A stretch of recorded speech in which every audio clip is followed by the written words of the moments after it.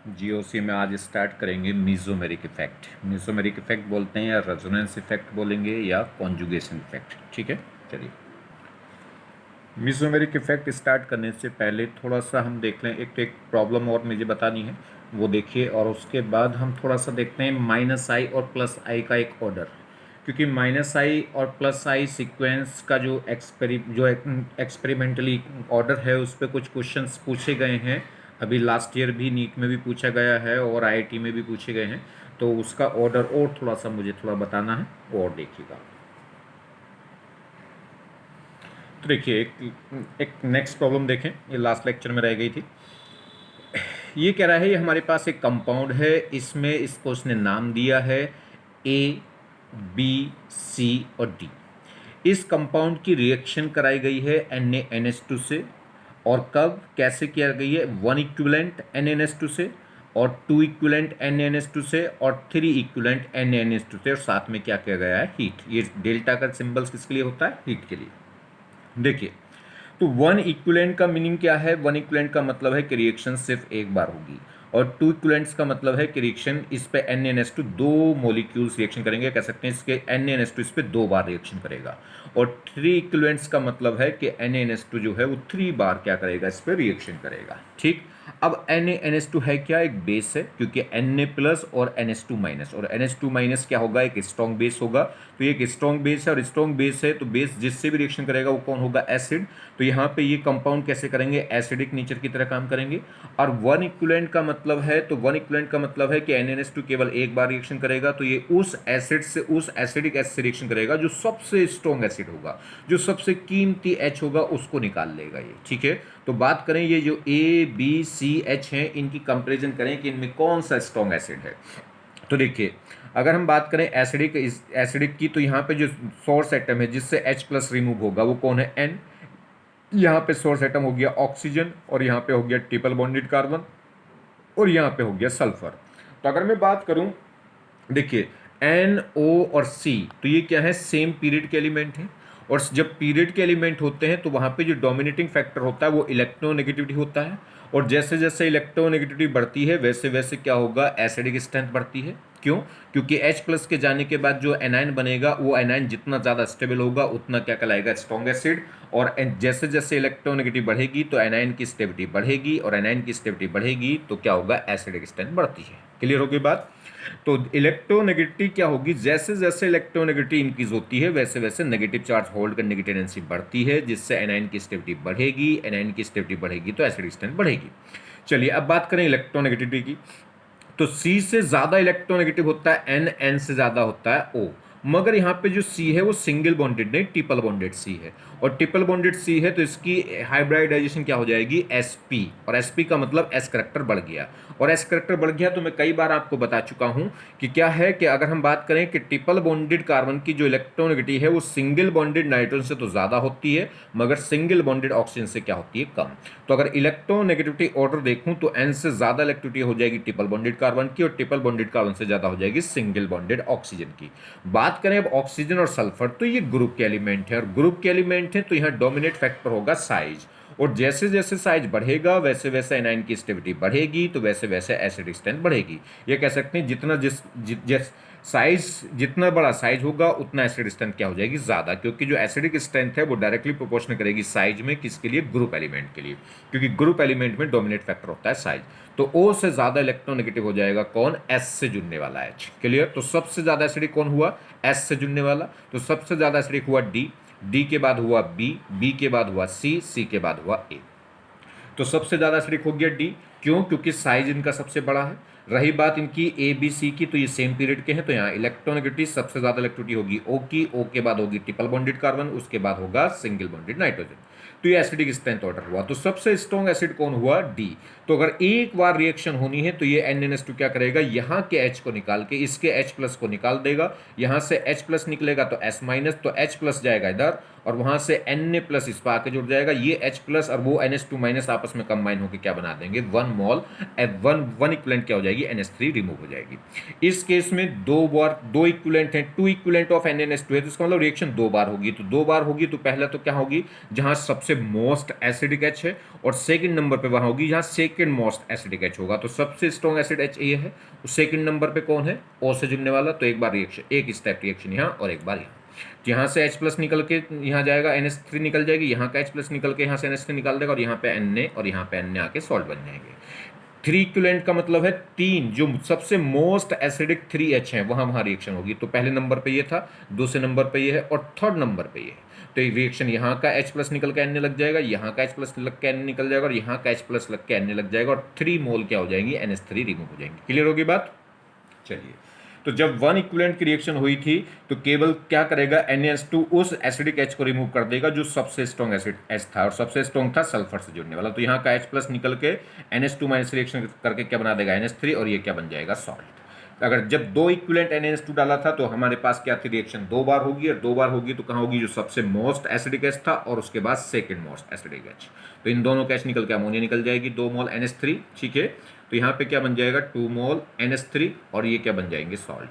तीन इक्विवेलेंट डाल रहे हैं तो जो मोस्ट थर्ड एसिडिक एच है वहां पे रिएक्शन होगी। तो पहला ये था, सेकंड ये था, और थर्ड ये था, ठीक है। तो यहाँ पे 3 मोल अमोनिया बार, और ये सॉल्ट बन जाएंगे।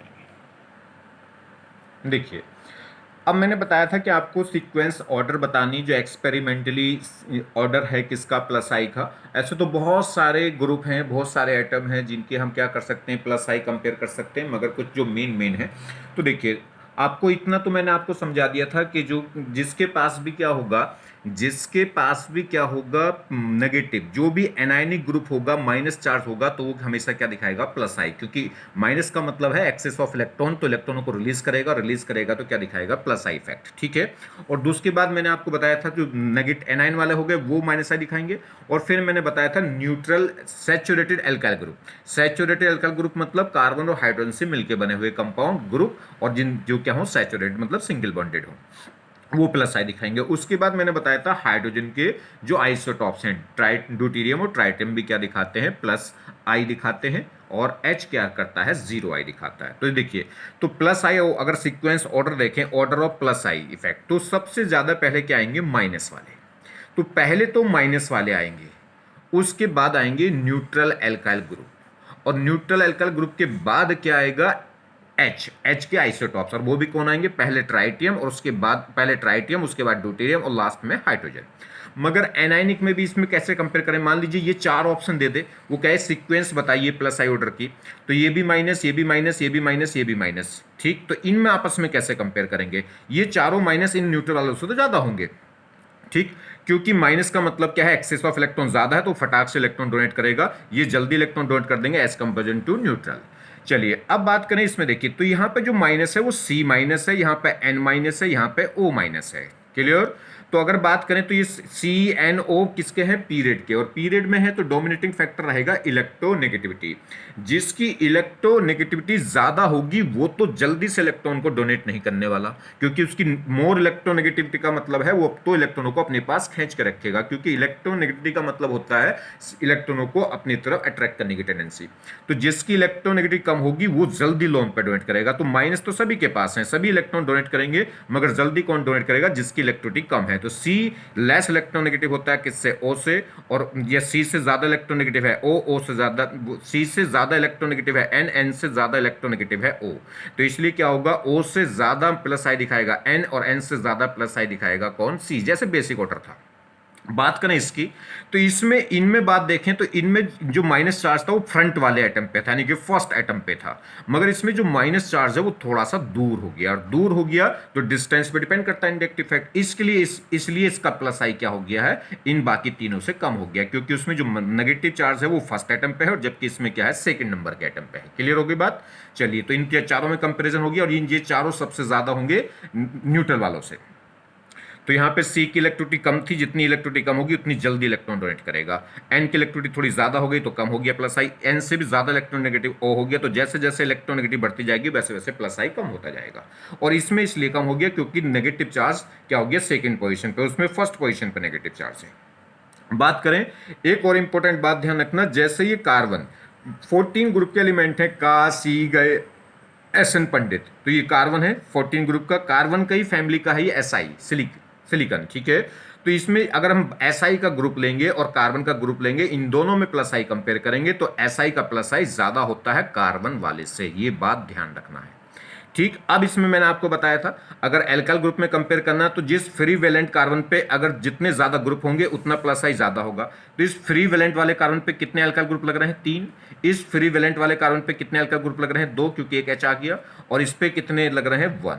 और इस पे कोई भी ग्रुप नहीं है। तो जैसे जैसे ग्रुप, जितने ज्यादा ग्रुप होंगे फ्री वैलेंट पे उतना ज्यादा प्लस आई होगा। तो जैसे जैसे ग्रुप कम होते जाएंगे वैसे वैसे प्लस आई भी क्या होता जाएगा? कम। ये कह सकते हैं 3 डिग्री की ज्यादा होगी, 2 डिग्री का और कम होगा, 1 डिग्री का और भी कम, और मिथेलियम का सबसे कम।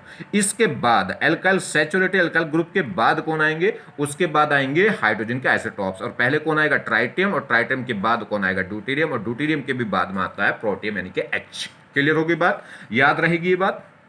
चलिए देखिए, अब बात करते हैं order of minus I effect. यहां से क्वेश्चन पूछा गया है, ठीक है, यहां से कई बार एग्जाम में क्वेश्चन पूछा गया है। अभी लास्ट ईयर भी नीट में पूछा गया था, और IIT में भी पूछा गया है, और JEE में भी।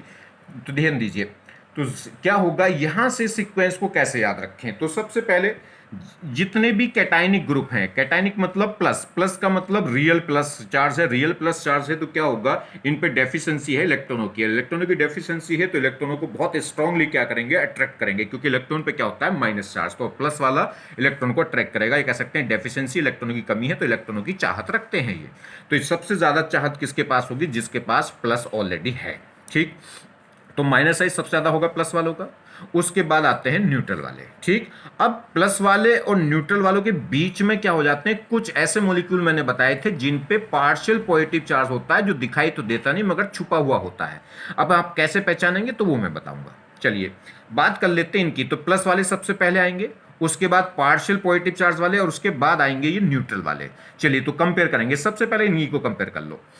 मान लीजिए यही 4 ऑप्शन दे दे एग्जाम में, ठीक है, कहे कि इनमें आपस में कंपेयर करना प्लस आई किसका ज्यादा है। तो देखिए, अगर मैं बात करूं तो प्लस इस पे भी है, इस पे भी है, इस पे भी है, इस पे भी है। क्लियर? ठीक, अब बात करें किसकी?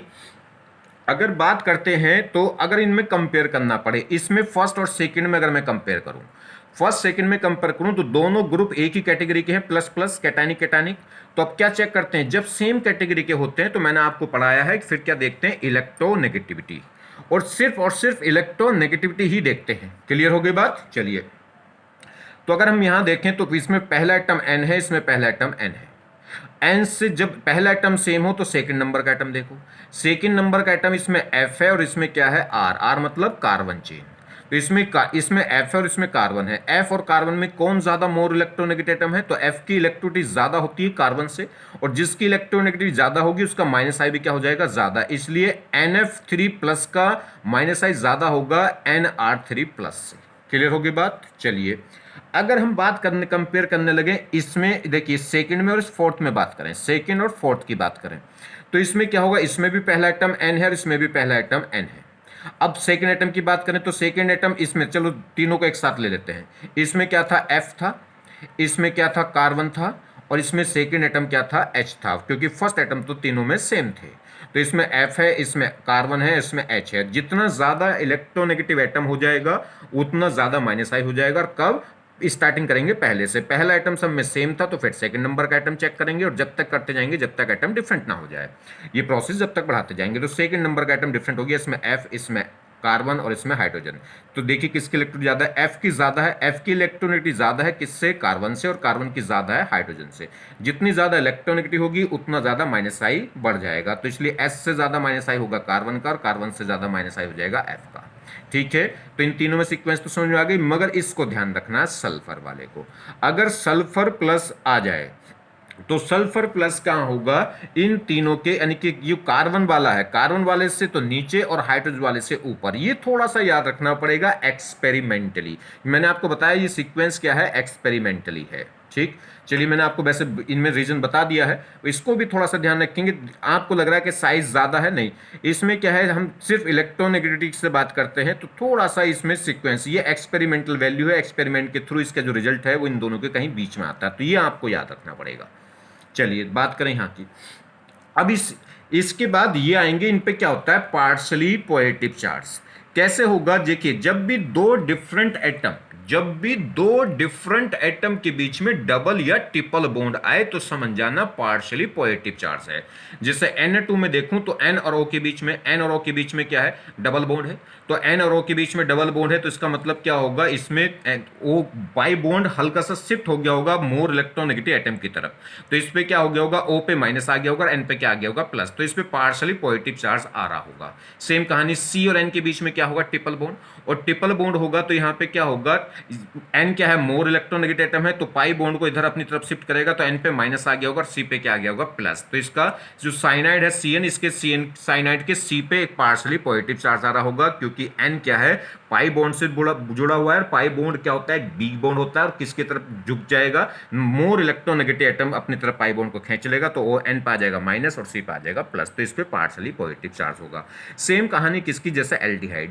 तो एल्डिहाइड में C double bond O, aldehyde हो, कीटोन हो, मतलब CO ग्रुप हो, ठीक है। जैसे कार्बोक्सिलिक एसिड, कार्बोक्सिलिक एसिड में भी C double bond O group आएगा तो उसमें भी क्या होगा, उसके भी कार्बन पे पार्शियली पॉजिटिव चार्ज होगा।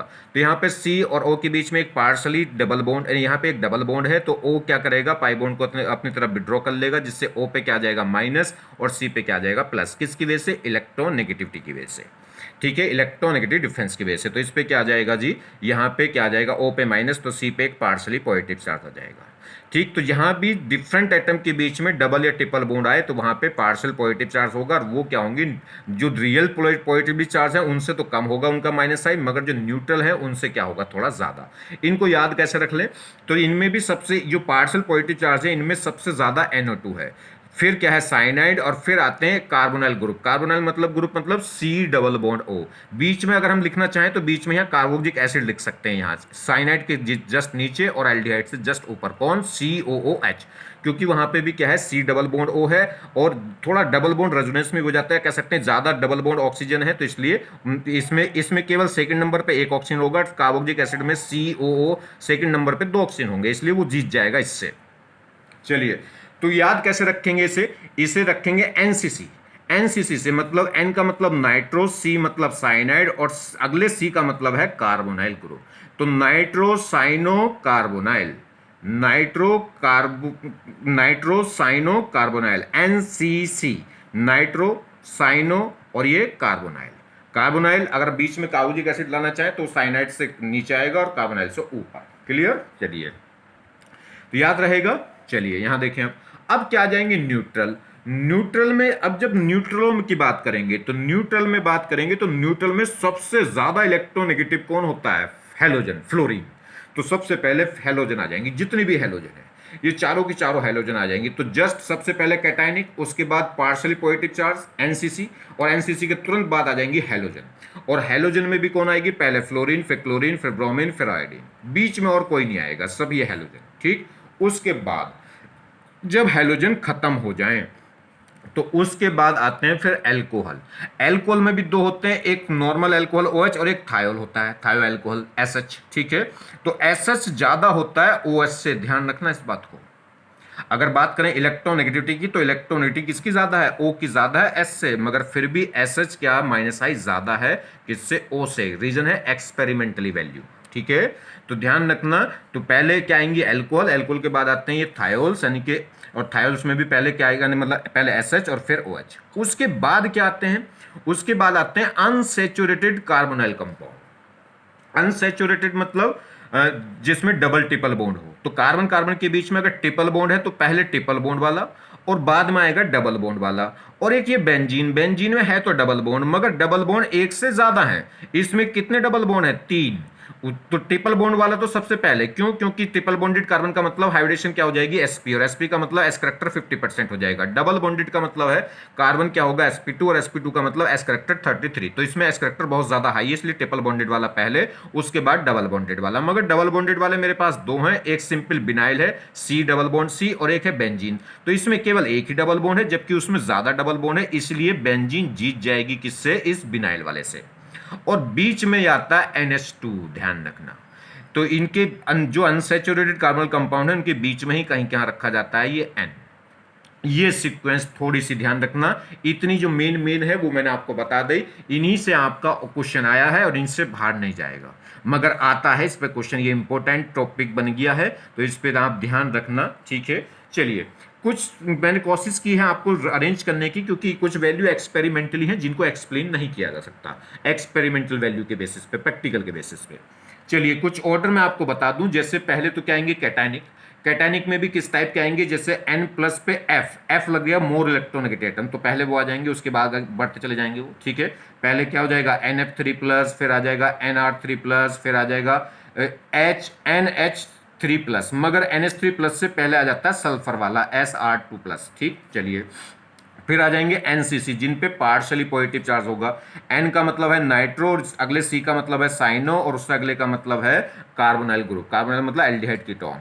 उसके बाद कौन आएंगे, उसके बाद आते हैं X मतलब हेलोजन, हेलोजन के बाद आएगा ये सल्फर यानी कि HX SH, ठीक है। सल्फर के बाद आएगा O वाला यानी कि OH, ठीक। अब OH में भी क्या है, अब OH के बाद क्या आएगा, OH के बाद ये N आएगा, और N O और N के बीच में क्या आते हैं, unsaturated alkyl group.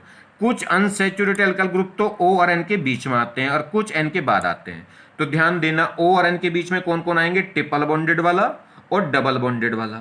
Double bonded वाला कौन सा, देखिए ट्रिपल बॉन्डेड वाला तो यहाँ आएगा ट्रिपल बॉन्डेड कार्बन O के जस्ट बाद और N से तो पहले, और फिर डबल बॉन्डेड वाला जो sp2 है, डबल बॉन्डेड वाला वो एक तो NO के बीच में आएगा और एक N के बाद आएगा। ये कौन सा डबल बॉन्डेड वाला sp2, ये वो है जिसमें केवल एक ही डबल बॉन्ड है, और ये sp2 कौन सा वाला, जिसमें बेंजीन वाला, जिसमें 3 डबल बॉन्ड है। आगे बात समझ में, तो पहले क्या आएगा प्लस कैटायनिक, फिर आएंगे NCC, फिर आएंगे हेलोजन, उसके बाद सल्फर, सल्फर के बाद ऑक्सीजन, ऑक्सीजन के बाद क्या आएंगे, ऑक्सीजन के बाद आएंगे अनसैचुरेटेड कार्बोनाइल कंपाउंड।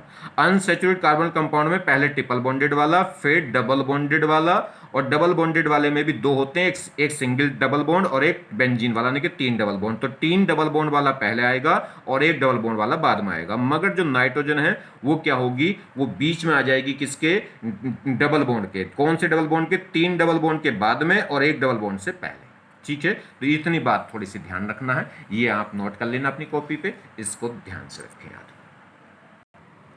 तो अब नेक्स्ट टॉपिक स्टार्ट कर रहे हैं, मीजोमेरिक इफेक्ट कह सकते हैं इसे, या रेजोनेंस इफेक्ट बोल सकते हैं, या कॉन्जुगेशन इफेक्ट बोल सकते हैं, और इंडिकेट करेंगे M से, मीजोमेरिक M या रेजोनेंस R, ठीक है। आप मीजोमेरिक से यानी कि मीजोमेरिक इसको बोल दीजिए या रेजोनेंस इसको बोल दीजिए, इसको M से दिखा दो या R से दिखा दो, मैं इसको M से दिखा के चलूंगा, ठीक है। अब ये आगे जो पढ़ाऊंगा तो मैं किससे लेके चलूंगा, M मतलब मीजोमेरिक इफेक्ट, मीजोमेरिक मतलब रेजोनेंस इफेक्ट या कॉन्जुगेशन इफेक्ट। चलिए देखिए क्या है, the process in which complete transfer of pi electrons take place from an atom carrying negative charge and have pair or form the multiple bond to a single bond is known as mesomeric effect, और ये बोल सकते हैं resonance effect। नहीं समझ में आया होगा, समझिए। ये कह रहा है, पहली बात तो मीजोमेरिक इफेक्ट में, मीजोमेरिक इफेक्ट कहां ऑपरेट होता है, पाई इलेक्ट्रॉनों पे। इंडक्टिव इफेक्ट कहां ऑपरेट हो रहा था, सिग्मा बॉन्ड पे, मतलब सिग्मा इलेक्ट्रॉन पे। इंडक्टिव इफेक्ट में सिग्मा इलेक्ट्रॉन पार्शियली क्या हो रहे थे, स्लाइटली डिस्प्लेस हो रहे थे, जबकि यहां पे क्या होगा, पाई इलेक्ट्रॉन कंप्लीटली क्या हो जाएंगे, ट्रांसफर हो जाएंगे, ठीक। और ट्रांसफर भी कब होंगे, जब कॉन्जुगेटेड सिस्टम मिलेगा। कॉन्जुगेटेड सिस्टम क्या होगा, ऑल्टरनेट होगा, डबल सिंगल डबल मतलब पाई सिग्मा पाई, या पाई सिग्मा कोई भी वैकेंट ऑर्बिटल हो, या कोई पाई सिग्मा कोई लोन पेयर हो, या कोई पाई सिग्मा क्या हो जाए, कोई भी नेगेटिव चार्ज हो जाए, ठीक। ऐसी नहीं जरूरी हो कि पाई बॉन्ड हो, ऐसा हो lone pair sigma vacant orbital. तो जहां भी कॉन्जुगेटिव सिस्टम होगा वहां पे पाई इलेक्ट्रॉनों का डीलोकलाइज होना या लोन पेयरों का डीलोकलाइज होना, मतलब डीलोकलाइज का मतलब है कंप्लीट ट्रांसफर होना, क्या कहलाता है, मीजोमेरिक इफेक्ट। और रैंडमली ट्रांसफर होना मतलब किसी एक्सटर्नल सोर्स की जरूरत नहीं है, ठीक है, किसी भी कोई डिमांड की जरूरत नहीं होगी, ऑटोमेटिक, ठीक है। तो क्या कह रहा है कि, तो कह रहा है the process in which complete transfer of pi electron, तो इस प्रोसेस में क्या होंगे, कंप्लीट पाई इलेक्ट्रॉन क्या हो जाएंगे, ट्रांसफर। तो the process in which complete transfer of pi electrons take place from an atom, एक एटम से कैरिंग जो क्या ले जा रहा हो, negative charge, and lone pair या उस पर क्या हो, लोन पेयर हो, और फॉर्म द मल्टीपल बॉन्ड, या वो मल्टीपल बॉन्ड बना रहा हो टू ए सिंगल बॉन्ड के साथ, is known as mesomeric effect और या रेजोनेंस इफेक्ट। अभी थोड़ा उतना समझ में नहीं आ रहा होगा, अभी जैसे मैं समझाऊंगा एग्जाम्पल तब समझ में आएगा। देखिए, तो इसने कहा है कि पाई इलेक्ट्रॉनों का कंप्लीट ट्रांसफर, ठीक है, क्या कहलाता है, मीजोमेरिक इफेक्ट। कब, जब किसी भी नेगेटिवली चार्ज एटम से या किसी भी लोन पेयर एटम से या फिर किसी भी मल्टीपल बॉन्ड से, किसके साथ, किसी सिंगल बॉन्ड के साथ, वो क्या कहलाएगा, मीजोमेरिक इफेक्ट कहलाएगा। तो पाई बॉन्ड का कंप्लीट ट्रांसफर होना किसी सिंगल बॉन्ड के साथ, तो पाई बॉन्ड यहाँ से इलेक्ट्रॉन टूट के यहाँ जाए, मतलब ये पाई बॉन्ड यहाँ से यहाँ जाए, या ये लोन पेयर यहाँ से किसी एटम पे लोन पेयर है तो ये लोन पेयर यहाँ इस सिंगल बॉन्ड पे आके क्या बना दें, पाई बॉन्ड बना दे। या फिर इन लोन नेगेटिव का मतलब क्या हो गया, लोन पेयर हो गया, तो यहाँ से यहाँ के जो इलेक्ट्रॉन है ये यहाँ के क्या बना दे, यहाँ पाई बॉन्ड बना दे। तो या तो पाई बॉन्ड टूट के यहाँ इलेक्ट्रॉन, यानी कि पाई बॉन्ड यहाँ से यहाँ शिफ्ट हो जाए, पाई बॉन्ड शिफ्ट होना मतलब पाई इलेक्ट्रॉन शिफ्ट होना, ये यहाँ शिफ्ट हो गया। ये लोन पेयर यहाँ आके क्या बना दे, पाई बॉन्ड इस सिंगल बॉन्ड पे। जब ये लोन पेयर पाई बॉन्ड बना देगा तो इसका मतलब पाई इलेक्ट्रॉन ही है ये, फिर ये लोन पेयर नहीं कहलाएंगे। या ये नेगेटिव चार्ज का मतलब फिर वही है लोन पेयर, तो यहाँ पे इस सिंगल बॉन्ड के साथ आके क्या बना दे, ये पाई बॉन्ड बना दे। तो इस इफेक्ट को क्या बोलते हैं, मीजोमेरिक इफेक्ट। बात समझ में आई। ये पाई बॉन्ड, ये पाई बॉन्ड ब्रेक होकर अपने इलेक्ट्रॉन यहाँ दे के क्या बना दे, यहाँ का पाई बॉन्ड यहाँ बना दे। या ये दो इलेक्ट्रॉन यहाँ इस सिंगल बॉन्ड पर आके क्या बना दे, पाई बॉन्ड। या ये नेगेटिव चार्ज का मतलब लोन पर यहाँ के दो इलेक्ट्रॉन इस सिंगल बॉन्ड पर आके क्या बना दे, पाई बॉन्ड। तो ये पाई बॉन्ड इस सिंगल बॉन्ड पर आके पाई बॉन्ड बना दे, या ये लोन पर इस सिंगल बॉन्ड पे पाई बॉन्ड आके बना दे, या ये नेगेटिव चार्ज इस सिंगल बॉन्ड पे आके पाई बॉन्ड बना दे। इस इफेक्ट को क्या बोलते हैं, मीजोमेरिक इफेक्ट या रेजोनेंस इफेक्ट। क्लियर। चलिए जी, अब अगर हम बात करें तो कह रहा है मीजोमेरिक इफेक्ट भी दो टाइप का होता है, प्लस मीजोमेरिक और माइनस मीजोमेरिक। ठीक है, तो प्लस एम और माइनस एम बात करते हैं अब इनकी। प्लस से तो आप समझ गए होंगे, तो जो इलेक्ट्रॉन रिलीजिंग ग्रुप, जो इलेक्ट्रॉन रिलीज करेगा वो प्लस और जो इलेक्ट्रॉन विड्रॉ करेगा वो माइनस। चलिए, प्लस एम इफेक्ट क्या है, ये कह रहा है the group which are capable of donating pi electrons are known as plus M group and these phenomena is known as plus M effect. ये कह रहा है ऐसा कोई भी ग्रुप जो क्या हो, कैपेबल हो पाई इलेक्ट्रॉन डोनेट करने में, जो समर्थ हो पाई इलेक्ट्रॉन को डोनेट करने में, या ऐसा कोई भी ग्रुप या एटम जो क्या कर सके, पाई इलेक्ट्रॉनों को डोनेट कर सके। पाई इलेक्ट्रॉन मतलब पाई बॉन्ड को तोड़ के इलेक्ट्रॉन डोनेट करे, या उस पर खुद पे लोन पेयर हो, वो लोन पेयर कहां चला जाए, पाई बॉन्ड में। जब वो लोन पेयर पाई बॉन्ड में चला गया तो वो लोन पेयर के जो इलेक्ट्रॉन है वो पाई इलेक्ट्रॉन ही कहलाएंगे। या कोई नेगेटिव चार्ज है, नेगेटिव चार्ज मतलब लोन पेयर, तो नेगेटिव चार्ज जाके कहीं पाई बॉन्ड बना दे, मतलब उस नेगेटिव चार्ज के जो इलेक्ट्रॉन है वो क्या होंगे, पाई इलेक्ट्रॉन ही कहलाएंगे। तो ऐसा कोई, देखिए, पाई बॉन्ड टूट के जो इलेक्ट्रॉन निकल का है वो भी पाई इलेक्ट्रॉन कहलाएंगे, या जो इलेक्ट्रॉन क्या है जाके पाई बॉन्ड बना रहे हैं वो भी क्या कहलाएंगे, पाई इलेक्ट्रॉन ही कहलाएंगे। ठीक है, तो कह रहा है ऐसा कोई भी एटम या ग्रुप जो क्या करे, पाई इलेक्ट्रॉन डोनेट कर सकता हो, पाई इलेक्ट्रॉन डोनेट कर सकता हो, वो क्या कहलाएगा, प्लस एम ग्रुप, और ये फिनोमिना क्या कहलाएगा, प्लस एम इफेक्ट। क्लियर हो गई बात। चलिए, आगे बात समझ में कि नहीं आई। देखिए, अब कौन करेगा, तो कैसे पता कैसे करेंगे, identification of plus M group. अब हम कैसे पता करें कि कौन प्लस एम है कौन नहीं, मतलब कौन पाई इलेक्ट्रॉन डोनेट कर सकता है, कौन पाई इलेक्ट्रॉन डोनेट नहीं कर सकता। जो पाई इलेक्ट्रॉन डोनेट कर सकता है वही क्या होगा, प्लस एम। तो अब पता करते हैं कौन पाई इलेक्ट्रॉन डोनेट कर सकता है। तो देखिए, पहला point, the group in which free valent atom, free valent atom मतलब ग्रुप का पहला एटम जो वैलेंसी के थ्रू जुड़ा है किसी से। तो group in which free valent atom का मतलब समझ रहे हैं, ग्रुप का पहला atom is carrying negative charge can behave as a plus M group. ये कह रहा है अगर ग्रुप का फ्री वैलेंट जो एटम है, अगर उस एटम पे नेगेटिव चार्ज है, तो नेगेटिव चार्ज इस बात की कंफर्मेंस है, इस बात का कंफर्म पॉइंट है कि उस पर क्या होगा, लोन पेयर होगा ही होगा, यानी कि उसके पास एक्सेस ऑफ इलेक्ट्रॉन है, तो वो इलेक्ट्रॉन डोनेट कर सकता है, यानी कि उसके जो इलेक्ट्रॉन है वो जाके पाई बॉन्ड कहीं बना सकते हैं, और पाई इलेक्ट्रॉन बनाएंगे तो वो इलेक्ट्रॉन पाई इलेक्ट्रॉन ही कहलाएंगे। तो जिस भी एटम पे अगर नेगेटिव चार्ज है तो इसका मतलब क्या है, उसके पास एक्सेस ऑफ इलेक्ट्रॉन है, वो इलेक्ट्रॉन डोनेट करेगा, कर सकता है, तो वो क्या हो दिखाएगा, प्लस एम। ठीक है। दूसरा, the group in which free valent atom is carrying lone pair can behave as a plus M. या फिर ग्रुप का जो फ्री वैलेंट एटम है, मतलब ग्रुप का जो पहला एटम है, अगर उसके ऊपर लोन पेयर है तब भी कहीं ना कहीं एक्सेस ऑफ इलेक्ट्रॉन है। देखिए, नेगेटिव चार्ज का मतलब तो है कंप्लीटली एक्सेस है, उसके पास इलेक्ट्रॉनों की अधिकता है, तभी माइनस चार्ज है, वो खुद देना चाह रहा है इलेक्ट्रॉन, वो खुद चाह रहा है कि इलेक्ट्रॉन लेके जाओ यार, ये नेगेटिव चार्ज मेरा हटे। ठीक है। और लोन पेयर का मतलब क्या है कि इलेक्ट्रॉन तो उस पर नेगेटिव चार्ज तो नहीं है, उसके पास नेगेटिव चार्ज नहीं है और उसके पास एक्सिस ऑफ इलेक्ट्रॉन भी हम नहीं कह सकते, मगर दो इलेक्ट्रॉन फ्री पड़े हैं। लोन पेयर का मतलब क्या है कि उसकी जेब में कुछ पैसे ऐसे हैं जो अभी काम में उसने उसकी उसे कोई जरूरत नहीं है, वो कहीं चाहे तो किसी को डोनेट कर सकता है। आगे बात समझ में नहीं? तो लोन पेयर का मतलब देखिए, माइनस चार्ज का मतलब है कि उसके पास अधिक इलेक्ट्रॉन पड़े हैं और वो इलेक्ट्रॉन पड़े हैं जिन्हें वो उल्टा देना भी चाह रहा है। और लोन पेयर का मतलब क्या है कि उसके पास ऐसे इलेक्ट्रॉन हैं जो फ्री इलेक्ट्रॉन हैं जिन्हें वो डोनेट कर सकता है और किसी को चाहिए तो डोनेट कर देगा। ठीक। हाँ, जल्दी लोन पे डोनेट कौन करेगा? जिस पे माइनस है। माइनस का मतलब है एक्सिस ऑफ इलेक्ट्रॉन है, इस पे क्या है, एक तरीके से प्रेशर है लोन पे को डोनेट करने का। जो तो जिसके पास नेगेटिव है वो लोन पे डोनेट कर सकता है, जिसके पास नेगेटिव चार्ज है वो इलेक्ट्रॉन डोनेट कर सकता है, या जिसके पास लोन पेयर है वो डोनेट कर सकता है। मगर ये लोन पेयर या नेगेटिव चार्ज किस पे चाहिए? फ्री वैलेंट एटम पे, मतलब ग्रुप के पहले एटम पे। क्लियर हो गई बात? चलिए ये देखिए, अगर हम यहां बात करें तो प्लस एम क्या हुआ? प्लस एम वो ग्रुप प्लस एम कहलाएगा जो पाई इलेक्ट्रॉन क्या कर सके? डोनर कर सके। दो प्लस एम का मतलब पाई इलेक्ट्रॉन डोनर ग्रुप। ठीक। और पाई इलेक्ट्रॉन डोनर होगा कौन? जिस पे नेगेटिव चार्ज हो या फिर क्या हो? लोन पेयर हो। तो ऐसा ग्रुप जिसके पहले एटम पे फ्री वैलेंट एटम पे क्या हो? नेगेटिव चार्ज हो या फिर लोन पेयर हो, वो क्या कर सकता है? पाई इलेक्ट्रॉन डोनर कहलाएगा। और पाई इलेक्ट्रॉन डोनेट कर सकता है तो क्या होगा? वो प्लस एम। क्लियर? जैसे एग्जाम्पल NH2, NH2 में n एटम पे एक लोन पेयर है, तो ये लोन पर देखिए पहले एटम पे ही है और ये लोन पर डोनेट कर सकता है।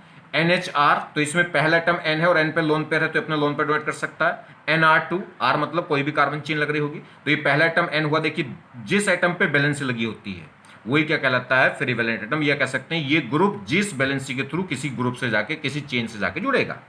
तो इसका पहले एटम पे लोन पर है तो लोन पे डोनेट कर सकता है तो क्या होगा? Plus M. देखिए इसके ये OH ग्रुप है, इस OH ग्रुप में O पे कितने लोन पर होते हैं? 2, और ये पहला ही एटम है जिस पे लोन पर डोनेट कर सकता है तो ये प्लस एम दिखाएगा। देखिए इसमें भी पहला एटम कौन है? O, और O पे 2 लोन पर होते हैं, ये डोनेट कर सकता है। हेलोजन पे 3 लोन पर होते हैं तो अपने लोन पर डोनेट कर सकता है तो प्लस एम दिखा सकता है। यहाँ देखिए इस पे क्या आ गया? माइनस। माइनस किस पे होगा? ये H पे नहीं होगा, N पे होगा, क्योंकि जब N की बैलेंसी पूरी करेंगे, देखिए मैं आपको बता दूं यहाँ पे ये होगा N, तो N की कितनी बैलेंसी होती है? नॉर्मल 3 बैलेंसी होती है। फिलहाल कितनी बैलेंसी हो रही है? 1 और 2 पूरी हो रही है, तो इसका मतलब ये नेगेटिव चार्ज किस पे है? N पे। तो इसके पहले एटम पे नेगेटिव चार्ज है तो अपने लोन पर डोनेट कर सकता है। और देखिए O माइनस, माइनस का मतलब अब तो लोन पर डोनेट करेगा ही करेगा। तो इस टाइप के एग्जाम्पल हो गए जो हम क्या होगा? Plus M. तो पहचान लेंगे अगर ग्रुप के पहले एटम पे लोन पेयर है या नेगेटिव चार्ज है तो वो क्या दिखाएगा? Plus M. अगर इनमें कंपेरिजन करने लगे कि ये वाले ज्यादा प्लस एम होंगे कि ये वाले, तो जिस पे माइनस है लोन पेयर को डोनेट करने की टेंडेंसी सबसे ज्यादा किसकी होगी? जिस पे नेगेटिव आ गया। नेगेटिव का मतलब अब तो ये अपने नेगेटिव चार्ज को रिड्यूस करना चाहता है, तुरंत लोन पर डोनेट करना चाहता है। ठीक है, वो डोनेट कर सकता है और ये डोनेट करना चाह रहा है। आगे बात समझ में नहीं? इससे मांगोगे तो ये दे देगा, और ये क्या है? बगैर मांगी कह रहा है कि ये भैया ये ले जा तो तेरे काम का हो, तो ये ठीक है। उनको उसे क्या करना है? वहां से चीट करनी है कि तेरे काम का है तो ले जा इसे। चलिए चलिए, तो नेगेटिव अगर हम बात करें माइनस एम इफेक्ट। माइनस मतलब जो इलेक्ट्रॉन विड्रॉ हो, जो इलेक्ट्रॉन को उल्टा खींचे। ठीक है, तो माइनस एम यानी कि इलेक्ट्रॉन विड्रॉइंग ग्रुप कह सकते हैं। तो the group which are capable of accepting pi electrons are known as minus M group, और ये फिनोमिना क्या कहलाएगा? Minus M effect. ठीक, तो ऐसा कोई भी ग्रुप या एटम जो क्या कर सके? पाई इलेक्ट्रॉन को एक्सेप्ट कर सके, जो पाई इलेक्ट्रॉनों को ले सके, वो क्या कहलाएगा? माइनस एम ग्रुप कहलाएगा। और ये पूरा इफेक्ट क्या कहलाएगा? Minus M effect. क्लियर? अब ये कह रहा है identification of minus M group. अब कैसे पहचानेंगे कौन इलेक्ट्रॉनों को, पाई इलेक्ट्रॉनों को एक्सेप्ट कर सकता है, कौन नहीं? तो देखिए, the group in which free valent atom is carrying positive charge with incomplete octet, और ये कह सकते हैं having vacant orbital can behave as a negative group, minus M group. ऐसा कोई भी ग्रुप या एटम जिसके फ्री वैलेंट एटम पे वैकेंट ऑर्बिटल हो। वैकेंट ऑर्बिटल मतलब खाली कमरा हो।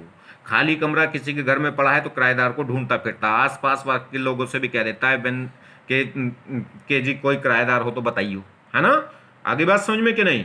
तो क्या है, या कोई सामान बिक रहा हो कि जी कोई खरीदार हो तो बताइए, हम ये बेच रहे हैं, या हम ये कमरा खाली पड़ा है हमारा। ठीक, तो क्या होगा? जिसके पास वैकेंट ऑर्बिटल हो। वैकेंट ऑर्बिटल का मतलब जो इलेक्ट्रॉन ले सकता हो। इलेक्ट्रॉन कौन लेगा? इलेक्ट्रॉन एटम लेगा। एटम इलेक्ट्रॉनों को कहाँ रखता है? अपनी ऑर्बिटल्स के अंदर ही तो रखता है। एटम्स इलेक्ट्रॉनों को कहाँ रखता है? ऑर्बिटल्स के अंदर। तो जब ऑर्बिटल खाली होगी तभी तो इलेक्ट्रॉन वो लेगा। तो ऐसा कोई भी एटम, अगर ऐसा कोई भी ग्रुप जिसके फ्री वैलेंट एटम पे, मतलब पहले एटम पे, पहला एटम क्यों? क्योंकि वही तो मैदान में है, वही तो लड़ाई में है, या वही तो शादी के लिए तैयार है। पहला एटम, उसी की तो शादी होनी है, तो उसी तो पूछा जाएगा कि आप शादी करने के लिए तैयार हो।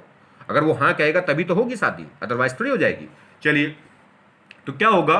तो जो पहला एटम है, अगर पहले एटम पे क्या है? वैकेंट ऑर्बिटल है, तो वो क्या कर लेगा? पाई इलेक्ट्रॉनों को ले सकता है। अच्छा, कहीं कहीं पे क्या है? अगर किसी पे प्लस आ जाए, किसी पे प्लस आ जाए तो इसकी संभावना ज्यादा हो जाती है कि उसके पास वैकेंट ऑर्बिटल होगी। मगर किसी एटम पे प्लस हो तो इस बात का जरूरी नहीं है, कंफर्म नहीं है कि उस पर वैकेंट ऑर्बिटल होगी। जैसे सी प्लस, कार्बन प्लस की अगर मैं बात करूं तो कार्बन प्लस पे वैकेंट ऑर्बिटल है, क्योंकि जैसे हम बात करूंगा सी एच, देखिए CH2 प्लस, तो C पे एक CH2, दो तो H लग गया और एक फ्री वैलेंट वैकेंसी होगी। कितनी वैलेंसी होगी? 3, और एक प्लस, तो इसका मतलब इसकी बैलेंसी पूरी नहीं हो रही, इसकी बैलेंसी एक कम है, इसका मतलब एक ऑर्बिटल खाली पड़ी होगी। मगर जैसे मैं कर दूं NH3 प्लस, NH3 प्लस पे क्या हो गया? N पे 3 तो H लग गए और एक फ्री वैलेंट वैलेंसी लग गई होगी। कितनी वैलेंसी हो गई? 4। ठीक, और 4 बैलेंसी का मतलब क्या है? N की नॉर्मल बैलेंसी 3 होती है और आपने कितनी कर रखी है? 4 कर रखी है। तो 4 कर दी, इसका मतलब एक बैलेंसी फालतू कर दे, इसकी वजह से प्लस आया है। तो इस NH3 प्लस का मतलब क्या है? इस प्लस का मतलब वैकेंट ऑर्बिटल नहीं है। N पे जो प्लस आया वो इसकी वजह से आया कि उसके आपने बैलेंसी बढ़ा दी, मतलब उसकी जबरदस्ती एक ऑर्बिटल आपने यूज करा ली। अब उसके पास कोई वैकेंट ऑर्बिटल नहीं है क्योंकि उसका खुद का ऑक्टेट कंप्लीट है। हाँ, अगर हम बात करें CH2 प्लस की, तो CH2 प्लस पे, इस पे जो प्लस आ रहा है, ये प्लस बता रहा है कि हमारे पास इलेक्ट्रॉनों की कमी है, हमारे पास वैकेंट ऑर्बिटल खाली है। तो अगर किसी एटम पे प्लस आ जाए तो इसका मतलब ये नहीं है कि उस पे वैकेंट ऑर्बिटल हो। तो इसलिए प्लस प्लस का मतलब वैकेंट ऑर्बिटल नहीं। मेन बात यह है कि ऐसा ग्रुप जिसके पहले एटम पे वैकेंट ऑर्बिटल हो, जैसे BH2, बी पे कितने बॉन्ड होते हैं? 3, और एक ऑर्बिटल खाली रह जाती है क्योंकि सेकंड पीरियड का एलिमेंट है, तो आउटर मोस्ट शेल में 4 ऑर्बिटल होंगी, एक S और 3 P। हमने क्या करा? इस पे 3 ही बॉन्ड लगा रखे हैं। BH2 मतलब B पे 2 तो H लग गए और एक क्या होगी? बैलेंसी होगी, जो फ्री बैलेंट होगी। तो 3 बैलेंसी का मतलब 3 ऑर्बिटल यूज है, एक ऑर्बिटल खाली पड़ी है, तो वो क्या दिखाएगी? माइनस है। तो जिस भी एटम के पास, अगर किसी भी ग्रुप के पहले एटम पे क्या हो, अगर पहले एटम पे वैकेंट ऑर्बिटल हो या पहले एटम पे प्लस चार्ज हो, मगर वो भी किसके साथ? वैकेंट ऑर्बिटल के साथ। प्लस होना सफिशिएंट नहीं है, तो इसका मतलब प्लस कोई मेन बात है ही नहीं, मेन बात वैकेंट ऑर्बिटल है। तो अगर पहले एटम के ऊपर वैकेंट ऑर्बिटल है तो इसका मतलब क्या हो गया? अगर पहले फ्री वैलेंट एटम पे वैकेंट ऑर्बिटल है तो वो माइनस एम दिखाएगा, वो पाई इलेक्ट्रॉनों को ले सकता है। हाँ, वो अलग बात है कि जनरली जैसे किसी एटम पे प्लस आ जाता है तो वहां पे चांसेस हो जाते हैं कि वहां वैकेंट ऑर्बिटल होगी, मगर बच के रहना। जैसे हमारे पास क्या हो जाए, जैसे O पे प्लस लग जाए, N पे प्लस लग जाए, S पे प्लस लग जाए, तो यहाँ पे जो प्लस आता है वो बैलेंसी ज़्यादा होने की वजह से आता है। इन पे प्लस आने से वैकेंट ऑर्बिटल खाली नहीं होती। हाँ, कार्बन पे प्लस आ जाए तो इस बात का कंफर्म हो गया, कार्बन पे कोई वैकेंट ऑर्बिटल होती नहीं। अगर कार्बन पे प्लस आ जाए तो इसका मतलब क्या है? उसके ऊपर एक वैकेंट ऑर्बिटल हो गई। चलिए, दूसरा point, the group in which the group which are in the form of A double bond B is in which B is more electronegative than A can behave as a minus M group। ये कह रहा है किसी group में इस type की situation बन जाए, क्या है? दो डिफरेंट एटम, एक डिफरेंट एटम है, देखो A और B, दोनों A नहीं, दोनों B नहीं है। दो ऐसा कोई किसी ग्रुप में ऐसी सिचुएशन हो जिसमें क्या है? A और B, दो डिफरेंट एटम के बीच में डबल बॉन्ड हो, तो वो क्या दिखाएगा? Minus M. मगर कब? जब ये B क्या है? A से ज्यादा इलेक्ट्रोनेगेटिव हो। मतलब ये जब B ज्यादा इलेक्ट्रोनेगेटिव होगा A से, तो इस बॉन्ड की टेंडेंसी इधर होगी टूटने की, तो ये बॉन्ड इधर टूटेगा तो इधर माइनस, इधर क्या आएगा? प्लस, और प्लस आएगा तो इसका मतलब क्या है? इस पे इलेक्ट्रॉनों की कमी होगी, तो इधर से पाई इलेक्ट्रॉन ले सकता है। आगे बात समझ में नहीं? तो अगर किसी भी एटम पे, अगर पहले एटम पे डबल बॉन्डेड कोई भी किसी भी ग्रुप में ऐसा हो जाए कि दो डिफरेंट के बीच में डबल बॉन्ड आ जाए, या कह सकते हैं जो फ्री वैलेंट एटम है, जो ग्रुप का पहला एटम है, जो ग्रुप का पहला एटम है वो मोर इलेक्ट्रोनेगेटिव एटम के साथ क्या हो जाए? डबल बॉन्डेड हो जाए या ट्रिपल बॉन्डेड हो जाए। अभी अगले केस में पढ़ेंगे। ठीक है। तो अगर पहला ग्रुप का पहला एटम डबल या ट्रिपल बॉन्डेड हो, मतलब मल्टीपल बॉन्डेड हो जाए, मगर किसके साथ, मोर इलेक्ट्रोनेगेटिव एटम के साथ, मतलब बी की इलेक्ट्रिसिटी ए से ज्यादा होनी चाहिए, तो उस केस में क्या दिखाएगा, वो माइनस एम की तरह बिहेव करेगा। क्यों करेगा वो मैंने आपको बताया, क्योंकि पाई इलेक्ट्रॉन तुरंत मोर इलेक्ट्रोनेगेटिव एटम की तरफ टूट जाएगा, तो इधर माइनस इधर प्लस, और इस पे प्लस आ गया तो अब ये लोन पेयर एक्सेप्ट की क्या कर सकता है, लोन पेयर एक्सेप्ट कर सकता है या पाई इलेक्ट्रॉन एक्सेप्ट कर सकता है। अगर इसकी इलेक्ट्रोनेगेटिव ज्यादा होगी ए की, तो फिर बॉन्ड इधर टूटेगा तो इस पर तो माइनस आ जाएगा, और माइनस आ जाएगा तो फिर ये पाई इलेक्ट्रॉन नहीं लेगा। आगे बात समझ में? तो दो कंडीशन बनी, तो ये बात समझ में आ गई। अगली और पढ़ देता हूं। The group which are in the form of A triple bonded B in which B is more electronegative than A can behave as a minus M group. तो वो क्या होगा, माइनस एम ग्रुप की तरह काम करेगा। तो अब छोटी छोटी सी बातें हैं दो, आप दो बातों को, इस एक बात, पूरी सारी बातों को मैं इसमें एक में समेट देता हूं। ऐसा कोई भी ग्रुप, ऐसा कोई भी ग्रुप जिसके पहले एटम पे क्या हो, वैकेंट ऑर्बिटल हो, या पहला एटम डबल या ट्रिपल बॉन्डेड हो, किसके साथ, मोर इलेक्ट्रोनेगेटिव एटम के साथ, तो वो क्या दिखाएगा, माइनस एम दिखाएगा। ठीक, अब सारी बातों को समेट देता हूं। अगर ग्रुप का पहला एटम, ग्रुप के पहले एटम पे क्या है, नेगेटिव चार्ज है, या पहले एटम पे लोन पेयर है, तो क्या दिखाएगा, प्लस एम। अगर ग्रुप के पहले एटम पे वैकेंट ऑर्बिटल है या प्लस चार्ज है वैकेंट ऑर्बिटल के साथ, मतलब कुल मिला के वैकेंट ऑर्बिटल है, और या पहला ग्रुप का पहला एटम मल्टीपल बॉन्डेड है किसी मोर इलेक्ट्रोनेगेटिव एटम के साथ, मल्टीपल बॉन्डेड मतलब डबल या ट्रिपल बॉन्डेड, तो ग्रुप का अगर पहले एटम पे अगर क्या है, वैकेंट ऑर्बिटल है, या फिर ग्रुप का पहला एटम डबल या ट्रिपल बॉन्डेड के साथ अटैच है किसी मोर इलेक्ट्रोनेगेटिव से, तो उस केस में क्या दिखाएगा, माइनस एम। क्लियर होगी जी बात? चलिए दिखाइए।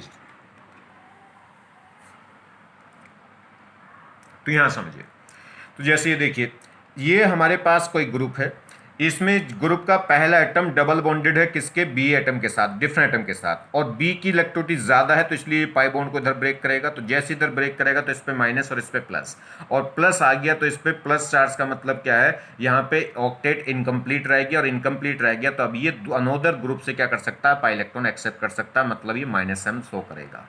सेम कहानी यहाँ हो गई, ये पहला एटम ट्रिपल बॉन्डेड हो गया किसके साथ, मोर इलेक्ट्रोनेगेटिव एटम के साथ, जब बी मोर होगा तभी तो पाई बॉन्ड इधर टूटेगा, और जैसे इधर टूटेगा तो एक पाई बॉन्ड टूट के इधर माइनस इधर प्लस, अब प्लस का मतलब इसका ऑक्टेट इनकम्प्लीट हो जाएगा, और ये क्या करेगा, पाई इलेक्ट्रॉन किसी अनोदर ग्रुप से एक्सेप्ट कर सकता है, तो ये क्या दिखाएगा, माइनस है। तो पहचान क्या हुई, अगर पहले एटम पे प्लस चार्ज है तो क्या दिखाएगा, माइनस एम। नहीं, प्लस चार्ज सफिशिएंट बात नहीं है, वैकेंट ऑर्बिटल होनी जरूरी है। तो मैंने आपको बताया था, अगर कार्बन पे प्लस आ जाए तो इसका मतलब वैकेंट ऑर्बिटल कंफर्म हो गई, अगर बोरोन है तो बोरोन पे वैकेंट ऑर्बिटल होती है, ठीक है।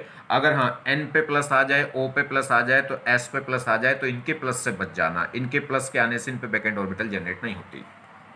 चलिए, तो Cs2 प्लस मतलब प्लस आ गया तो वैकेंट ऑर्बिटल होगी। पहले एटम पे अगर हम यहाँ बात करें तो ये देखिए, अगर मैं इसे ओपन करूं तो रियल में इसमें n पे क्या होता है, प्लस चार्ज। ये वैसे भी आप खोलिए, आपको नहीं समझ में आ रहा, आप ओपन कर दीजिए, n और o के बीच में क्या बनेगा, डबल बॉन्ड बनेगा। इस NO2 को आप खोलेंगे तो क्या होगा, n और o के बीच में क्या बनेगा, डबल बॉन्ड। और दो एटमों के बीच में अगर क्या हो रहा है, डबल बॉन्ड हो रहा है। देखिए मैं यहाँ खोल देता हूँ इसको, ये देखिए, तो यहां समझिए, पहले एटम, ग्रुप का पहला एटम डबल बॉन्डेड है और किसके साथ है, मोर इलेक्ट्रोनेगेटिव एटम के साथ, क्योंकि ओ की इलेक्ट्रिसिटी एन से ज्यादा है, तो ये क्या दिखाएगा, माइनस एम दिखाएगा। यहां देखिए CHO को ओपन कर लिया तो इसमें C और O के बीच में क्या आ रहा है, डबल बॉन्ड। तो ये कौन सी सिचुएशन बन रही, ए डबल बॉन्डेड बी वाली। तो C पहला एटम डबल बॉन्डेड है और किसके साथ डबल बॉन्डेड है, मोर इलेक्ट्रोनेगेटिव एटम के साथ, क्योंकि O की इलेक्ट्रिसिटी C से ज्यादा होती है, तो ये क्या दिखाएगा, माइनस एम। जैसे काउजिक एसिड COOH, तो कैसे पता करें कि काउजिक एसिड माइनस एम है कि प्लस एम है। तो देखिए ओपन कर दीजिए, तो इसमें जब ओपन करूंगा C डबल बॉन्ड OOH, ऐसे तो खुलता है C काउजिक एसिड, ठीक है। तो इसमें क्या है, पहला एटम देखिए, पहला एटम डबल बॉन्डेड है, उधर सिंगल बॉन्डेड भी है, कोई डाउट नहीं है, मैं तो एक डबल बॉन्ड, ये सिचुएशन कहीं भी मिल गई। तो पहला एटम डबल बॉन्डेड है किसके साथ, मोर इलेक्ट्रोनेगेटिव एटम के साथ, तो कौन सी सिचुएशन मिल गई, ए डबल बॉन्डेड बी वाली, तो ये क्या दिखाएगा, माइनस एम। इसमें देखिए CN साइनाइड, खोल दीजिए इसे, C और N के बीच में क्या होता है, ट्रिपल बॉन्ड। तो पहला एटम ट्रिपल बॉन्डेड है किसके साथ, मोर इलेक्ट्रोनेगेटिव एटम के साथ, तो क्या दिखाएगा, माइनस एम। ठीक है, तो इस टाइप का एग्जाम्पल देखिए, क्वेश्चन देखिए, ये कह रहा है classify following groups into plus M minus M and plus I minus I group. ये कुछ ग्रुप दे रखे हैं, इनमें आइडेंटिफाई करना है आपको, आइडेंटिफाई करना है कि प्लस एम माइनस एम दिखा रहा है ग्रुप या प्लस आई और माइनस आई दिखा रहा है। तो इंडक्टिव भी बताना कि इंडक्टिव कौन सा दिखाएगा, कोई भी देखिए कोई भी ग्रुप प्लस आई माइनस आई भी दिखाएगा और साथ में प्लस एम माइनस एम भी दिखा सकता है, ठीक है। तो कोई भी group plus I minus I inductive, कोई भी ग्रुप इंडक्टिव इफेक्ट भी शो करेगा और मीजोमेरिक इफेक्ट भी। तो हमें देखना है कि ग्रुप में इंडक्टिव इफेक्ट कौन सा दिखा रहा है और मीजोमेरिक कौन सा दिखा रहा है। तो जैसे ये ग्रुप है तो इस ग्रुप की बात करें कि ये बताना है कि ये इंडक्टिव कौन सा दिखाएगा प्लस आई माइनस आई में से, और ये मीजोमेरिक कौन सा दिखाएगा प्लस आई माइनस आई में से। चलिए ठीक है, तो बात करते हैं। तो पहले इंडक्टिव की बात कर लें। चलिए पहले इंडक्टिव देख लेते हैं। इंडक्टिव के बारे में मैंने आपको क्या बताया था, अगर किसी पे भी प्लस आ गया तो क्या दिखाएगा माइनस आई, और माइनस आ गया तो क्या दिखाएगा प्लस आई, पहली बात। दूसरी बात क्या बताई थी, अगर सैचुरेटेड एल्काइल ग्रुप है, मतलब कार्बन और हाइड्रोजन से मिलकर बना हुआ ग्रुप है सिंगल बॉन्ड के साथ, तो क्या दिखाएगा प्लस आई। बाकी अगर उसके अलावा कार्बन और हाइड्रोजन के अलावा कोई भी एटम उसके अंदर आ गया तो क्या दिखाएगा माइनस आई। क्लियर, चलिए आ जाइए। ये देखिए पहले इंडक्टिव की बात करते हैं। तो इस पे ओवरऑल क्या आ गया, प्लस आ गया, और प्लस आ गया तो क्या दिखाएगा माइनस आई। इसकी बात कर लो, ओवरऑल इस पे क्या आ गया, प्लस आ गया, प्लस आ गया तो क्या दिखाएगा माइनस आई। इसकी बात कर लीजिए, इसमें कार्बन और हाइड्रोजन के अलावा बाकी एटम भी आ गए, एन भी आ गया, ओ भी आ गया तो क्या होगा माइनस आई। इसकी बात करें, इसमें कार्बन और हाइड्रोजन के अलावा देखिए एन ओ बाकी अदर एटम भी आ गया तो क्या दिखाएगा माइनस आई। इसमें नेगेटिव चार्ज आ गया, नेगेटिव आ गया तो क्या दिखाएगा प्लस आई। ये हेलोजन, हेलोजन तो क्या है, कार्बन और हाइड्रोजन के अलावा कोई भी एटम या ग्रुप हो तो माइनस आई। क्लियर होगी बात, तो इंडक्टिव तो कंफर्म हुआ। अब बात करते हैं प्लस की। प्लस में क्या है, प्लस मीजोमेरिक में क्या था, अगर पहले एटम पे क्या हो जाए, पहले एटम पे लोन पेयर हो या पहले एटम पे माइनस चार्ज हो तो प्लस एम, और अगर पहला एटम पे क्या हो, वैकेंट ऑर्बिटल हो, पॉजिटिव, पहले एटम पे वैकेंट ऑर्बिटल हो या पहले एटम पे प्लस चार्ज हो, साथ में वैकेंट ऑर्बिटल होना जरूरी है, और यह पहला एटम डबल और ट्रिपल बॉन्डेड हो जाए मोर इलेक्ट्रॉनिक एटम से तो क्या दिखाएगा वो माइनस है। चलिए बात करते हैं इसकी। मीजोमेरिक चेक कर रहे हैं, पहले एटम पे प्लस आ गया, प्लस आ गया, प्लस से कुछ नहीं, देखो प्लस के साथ में वैकेंट ऑर्बिटल होगी कि नहीं होगी। तो मैंने आपको बताया था अगर एन पे प्लस आ जाए या ओ पे प्लस आ जाए तो वहां वैकेंट ऑर्बिटल नहीं होती। तो इस एन पे प्लस आया है तो यहाँ वैकेंट, इस प्लस का मतलब यहाँ पे वैकेंट ऑर्बिटल नहीं है, और वैकेंट ऑर्बिटल इस पे नहीं है तो ये इलेक्ट्रॉन को ले नहीं सकता, और इस पे लोन पेयर भी नहीं बचा। माइनस चार्ज होता या लोन पेयर होता तो प्लस एम दिखाता, तो इस पे लोन पेयर नहीं है या माइनस चार्ज नहीं है तो ये प्लस एम तो है नहीं। अब इस पे प्लस चार्ज है मगर वैकेंट ऑर्बिटल नहीं है तो इलेक्ट्रॉन ले नहीं सकता, तो ना तो ये प्लस एम दिखाएगा ना ये माइनस एम, तो मीजोमेरिक ये दिखाएगा ही नहीं। आगे बात समझ में, यहाँ देखिए फास्फोरस, ये थर्ड वैकेंट, और ये क्या है, ये सेकंड पीरियड का एलिमेंट था, ये सेकंड पीरियड का एलिमेंट है। सेकंड पीरियड के एलिमेंट पे अगर प्लस आ जाए, देखिए सेकंड पीरियड को छोड़ के बाकी अगर मान लीजिए सेकंड पीरियड में जैसे क्या हो जाए, नाइट कार्बन, सेकंड पीरियड का कार्बन एटम पे प्लस आएगा तो वैकेंट ऑर्बिटल कंफर्म है। अगर मान लीजिए सेकंड पीरियड के नाइट्रोजन पे ऑक्सीजन पे अगर प्लस आएगा तो उसका मतलब उस पर वैकेंट ऑर्बिटल कंफर्म नहीं है, उस पर होगी नहीं वैकेंट ऑर्बिटल। अगर थर्ड पीरियड के या सेकंड पीरियड से डाउन जितने भी पीरियड है, थर्ड फोर्थ फिफ्थ, उनके किसी भी एटम पे प्लस आ जाए तो इसका मतलब कंफर्म है वैकेंट ऑर्बिटल होगी, और उनमें vacant orbital D vacant orbital होती है, प्लस आए क्या ना आए। चलिए तो फास्फोरस है, तो फास्फोरस पे प्लस आ गया, तो फास्फोरस पे प्लस आ गया मगर फास्फोरस थर्ड पीरियड का एलिमेंट है, और थर्ड पीरियड का एलिमेंट है तो इसके पास तो वैकेंट ऑर्बिटल होंगी होंगी, तो वैकेंट ऑर्बिटल होंगी तो इलेक्ट्रॉनों को क्या कर लेगा, एक्सेप्ट कर लेगा, तो क्या वो दिखाएगा माइनस है। अब ये देखिए पहला एटम, ग्रुप का पहला एटम डबल बॉन्डेड है मोर इलेक्ट्रॉनिक एटम के साथ तो क्या दिखाएगा माइनस है। यहाँ देखिए पहले एटम पे एन पे क्या होगा लोन पेयर, तो पहले एटम पे लोन पेयर आ रहा है तो लोन पेयर डोनेट करेगा, क्या दिखाएगा प्लस एन। पहले एटम पे माइनस आ गया तो माइनस का मतलब लोन पेयर डोनेट करेगा, क्या दिखाएगा प्लस एन। अब ये पहला एटम है हेलोजन, हेलोजन पे क्या होते हैं, लोन पेयर होते हैं, लोन पेयर है तो पहले एटम पे अगर लोन पेयर है तो क्या दिखाएगा प्लस एन। कंफर्म हो गई बात। चलिए तो देखिए मैंने आपको ये बताया था एन पे, जैसे एन पे 3 एच लगे और इस पे क्या है ये प्लस और एक ये वैलेंसी, तो इसकी चारों वैलेंसी पूरी हो गई। इसका मतलब सेकंड पीरियड का एलिमेंट है, सेकंड पीरियड के एलिमेंट में वैलेंसी सेल होती है सेकंड, और सेकंड वैलेंसी सेल में 4 ऑर्बिटल होती हैं, 4 ऑर्बिटल देखिए फिल है, इस 4 बॉन्ड बनने का मतलब 4 ऑर्बिटल बॉन्ड बना चुकी हैं, तो इसका मतलब इस प्लस इस प्लस का मतलब ये प्लस आने की वजह से वैकेंट ऑर्बिटल इसमें नहीं है। देखिए और कुछ एग्जाम्पल हैं उसके। बात करें इंडक्टिव की तो इसमें क्या है, कार्बन हाइड्रोजन के अलावा ऑक्सीजन एटम भी आ गया तो क्या होगा माइनस आई। यहाँ देखिए कार्बन हाइड्रोजन के अलावा ओ एटम भी आ गया तो क्या होगा माइनस आई। कार्बन हाइड्रोजन के अलावा एन एटम भी आ गया तो क्या होगा माइनस आई। ठीक, बात कर लें अब मीजोमेरिक की। पहला एटम कौन है, ओ पे क्या होंगे लोन पेयर, और लोन पेयर होंगे तो क्या करेगा इलेक्ट्रॉन डोनेट करेगा, क्या दिखाएगा प्लस एम। पहला एटम ये है, पहला एटम पे इस पे ना तो कोई लोन पेयर है और ना ही कोई डबल बॉन्ड है, क्योंकि कार्बन और हाइड्रोजन के बीच में तो क्या होगा, सिंगल बॉन्ड होगा। तो इस पे पहले एटम कौन है, कार्बन है, कार्बन पे लोन पेयर तो होता नहीं, और ना कार्बन पे कोई वैकेंट ऑर्बिटल होती जब तक प्लस ना आए, ठीक। और इस पे डबल बॉन्डेड भी नहीं है, क्योंकि कार्बन पे दो तो क्या होगा, देखिए एक कार्बन की बैलेंस तो एक तो पूरी हो गई यहाँ से, दो हो जाएगी हाइड्रोजन से और तीसरी हो जाएगी ऑक्सीजन से, तो चारों बैलेंस इसकी पूरी हो गई, वन यहाँ से, दो हाइड्रोजन से तीन और एक ऑक्सीजन से। तो इस पे कोई भी डबल बॉन्ड नहीं है, ना ट्रिपल बॉन्ड है, तो इसलिए ना तो ये प्लस एम दिखाएगा ना माइनस एम, तो कोई मीजोमेरिक इसमें नहीं चलेगा। बात कर लीजिए यहाँ पहला आइटम पे क्या है, लोन पेयर है। पहले आइटम देखिए, पहला आइटम एन है और एन पे क्या होगा, lone pair, lone pair donate करेगा तो ये प्लस एम दिखाएगा। मगर क्या है, पहला आइटम डबल बॉन्डेड भी है, मगर डबल बॉन्डेड भैया जी किसके साथ है, कार्बन के साथ। कार्बन क्या है, लेस इलेक्ट्रोनेगेटिव होता है, किससे, नाइट्रोजन से। तो अगर डबल देखिए, पहला एटम डबल बॉन्डेड या ट्रिपल बॉन्डेड हो किसके साथ, मोर इलेक्ट्रोनेगेटिव एटम के साथ, तभी माइनस एम होता है। तो ये माइनस एम नहीं दिखाएगा, क्योंकि एन एन डबल बॉन्ड तो बना रहा, मगर किसके साथ बना रहा, लेस इलेक्ट्रोनेगेटिव एटम कार्बन के साथ। तो उस केस में ये माइनस एम नहीं दिखाएगा। तो अब क्या दिखाएगा, ये प्लस एम, क्योंकि पहले एटम पे लोन पर है, फटाक से लोन पर डोनेट करेगा। तो इसकी इलेक्ट्रिसिटी ज्यादा थी, इसलिए बॉन्ड इधर नहीं टूट सकता, तो इसलिए माइनस एम नहीं दिखा सकता। सर सिर्फ और सिर्फ क्या दिखाएगा, प्लस एम। अच्छा एक और बात है, इंडक्टिव में तो ग्रुप या तो प्लस आई दिखाएगा या माइनस आई, मगर मीजोमेरिक में ऐसा भी हो सकता है कि एक ग्रुप प्लस एम भी दिखा सकता है और माइनस एम भी दिखा सकता है। चलिए खैर देखेंगे अभी एग्जाम्पल ऐसा। फिर नेक्स्ट क्वेश्चन कह रहा है, classify following group into plus M minus M और प्लस आई माइनस आई। इनमें भी यही चेक करना है कि कौन प्लस एम है कौन माइनस एम है। तो पहले इंडक्टिव की बात कर लें। तो इसमें अगर हाइड्रोजन और कार्बन के अलावा कोई और एटम पाया गया तो माइनस आई, तो इसमें तो अनोदर एटम है तो माइनस आई हो गया। इसमें अगर माइनस आ गया, अगर माइनस आ गया तो माइनस का मतलब है प्लस आई, उल्टा, ठीक है। माइनस मतलब इलेक्ट्रॉन देने वाला, देने वाला मतलब प्लस आई। तो अगर माइनस आ गया तो प्लस आई। इस पे देखिए माइनस आ जाए तो प्लस आई, प्लस आ जाएगा तो माइनस आई। चलिए अब ये न्यूट्रल है, न्यूट्रल है तो अगर कार्बन और हाइड्रोजन के अलावा कोई भी एटम आ गया तो क्या होगा, माइनस आई। कार्बन हाइड्रोजन के अलावा कोई भी एटम आ गया, डबल या ट्रिपल बॉन्ड आ गया तो भी माइनस आई, यानी कि माइनस आ गया, ओवरऑल माइनस आ गया तो क्या होगा, प्लस आई। ठीक। इस पे देखिए कोई चार्ज तो है नहीं, चार्ज नहीं है तो बस, अगर चार्ज होता सबसे पहले तो चार्ज देख लिया करो, अगर चार्ज प्लस का है तो माइनस आई दिखाएगा और माइनस का है तो प्लस आई दिखाएगा। और जब चार्ज नहीं है और न्यूट्रल है तो न्यूट्रल में देख लीजिए कार्बन और हाइड्रोजन के अलावा अगर कोई और आइटम आ गया तो इसका मतलब माइनस आई है। यहाँ पे देखिए प्लस आ गया तो पहले तो चार्ज देख लेंगे, प्लस आ गया तो माइनस आई कंफर्म हो गया। ठीक। तो इंडक्टिव बात समझ गए। अब बात करते हैं मीजोमेरिक की, SO3H।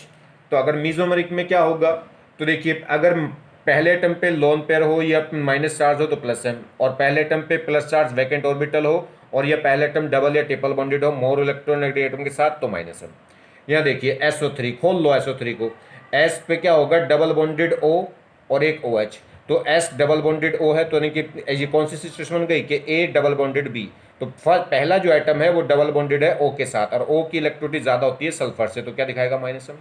यहाँ देख लो इस पे क्या है, माइनस चार्ज तो है मगर माइनस चार्ज पहले एटम पे नहीं है, हमें किस पे चाहिए चार्ज, ये lone pair free valent atom पे। फ्री वैलेंट एटम मतलब ग्रुप का पहला एटम, तो इसके ग्रुप के पहले एटम पे माइनस चार्ज नहीं है। तो इसे आप खोले तो इसे ओपन करेंगे तो C double bond O, C double bond O और एक लगेगा O सिंगल बॉन्ड। अगर मैं इसकी स्ट्रक्चर देखूं, इसकी स्ट्रक्चर आपको बताऊं तो कैसी स्ट्रक्चर होगी, इसमें इसकी स्ट्रक्चर ऐसी हो जाएगी, C डबल बॉन्ड O और O माइनस। तो देखिए पहला आइटम है तो इससे मतलब है, अगले आइटम से मतलब नहीं है मीजोमेरिक के केस में, तो इससे मतलब है पहले फ्री वैलेंट आइटम से। तो पहला आइटम डबल बॉन्डेड है किसके साथ, मोर इलेक्ट्रोनेगेटिव आइटम के साथ, तो ये क्या दिखाएगा, माइनस एम। इससे मतलब नहीं है कुछ। देखिए पहले आइटम पे क्या है, लोन पेयर है तो क्या दिखाएगा, प्लस एम। मगर पहला आइटम डबल बॉन्डेड भी है और किसके साथ है, मोर इलेक्ट्रोनेगेटिव आइटम के साथ है, तो माइनस एम भी दिखाएगा। तो ये प्लस एम भी दिखाएगा और माइनस एम भी। आगे बात, ये ग्रुप प्लस एम भी दिखाएगा और माइनस एम भी, मतलब जरूरत पड़ी तो लोन पेयर दे भी सकता है और जरूरत पड़ी तो इलेक्ट्रॉन ले भी सकता है। ये देखिए पहला एटम ट्रिपल बॉन्डेड हो गया, पहला एटम ट्रिपल बॉन्डेड हो गया किसके साथ, मोर इलेक्ट्रोनेगेटिव एटम के साथ, तो क्या दिखाएगा, माइनस एम। ये देखिए पहला एटम तो ये नहीं है, ये है पहला एटम फ्री वैलेंट जिसपे बैलेंस लगी होती है।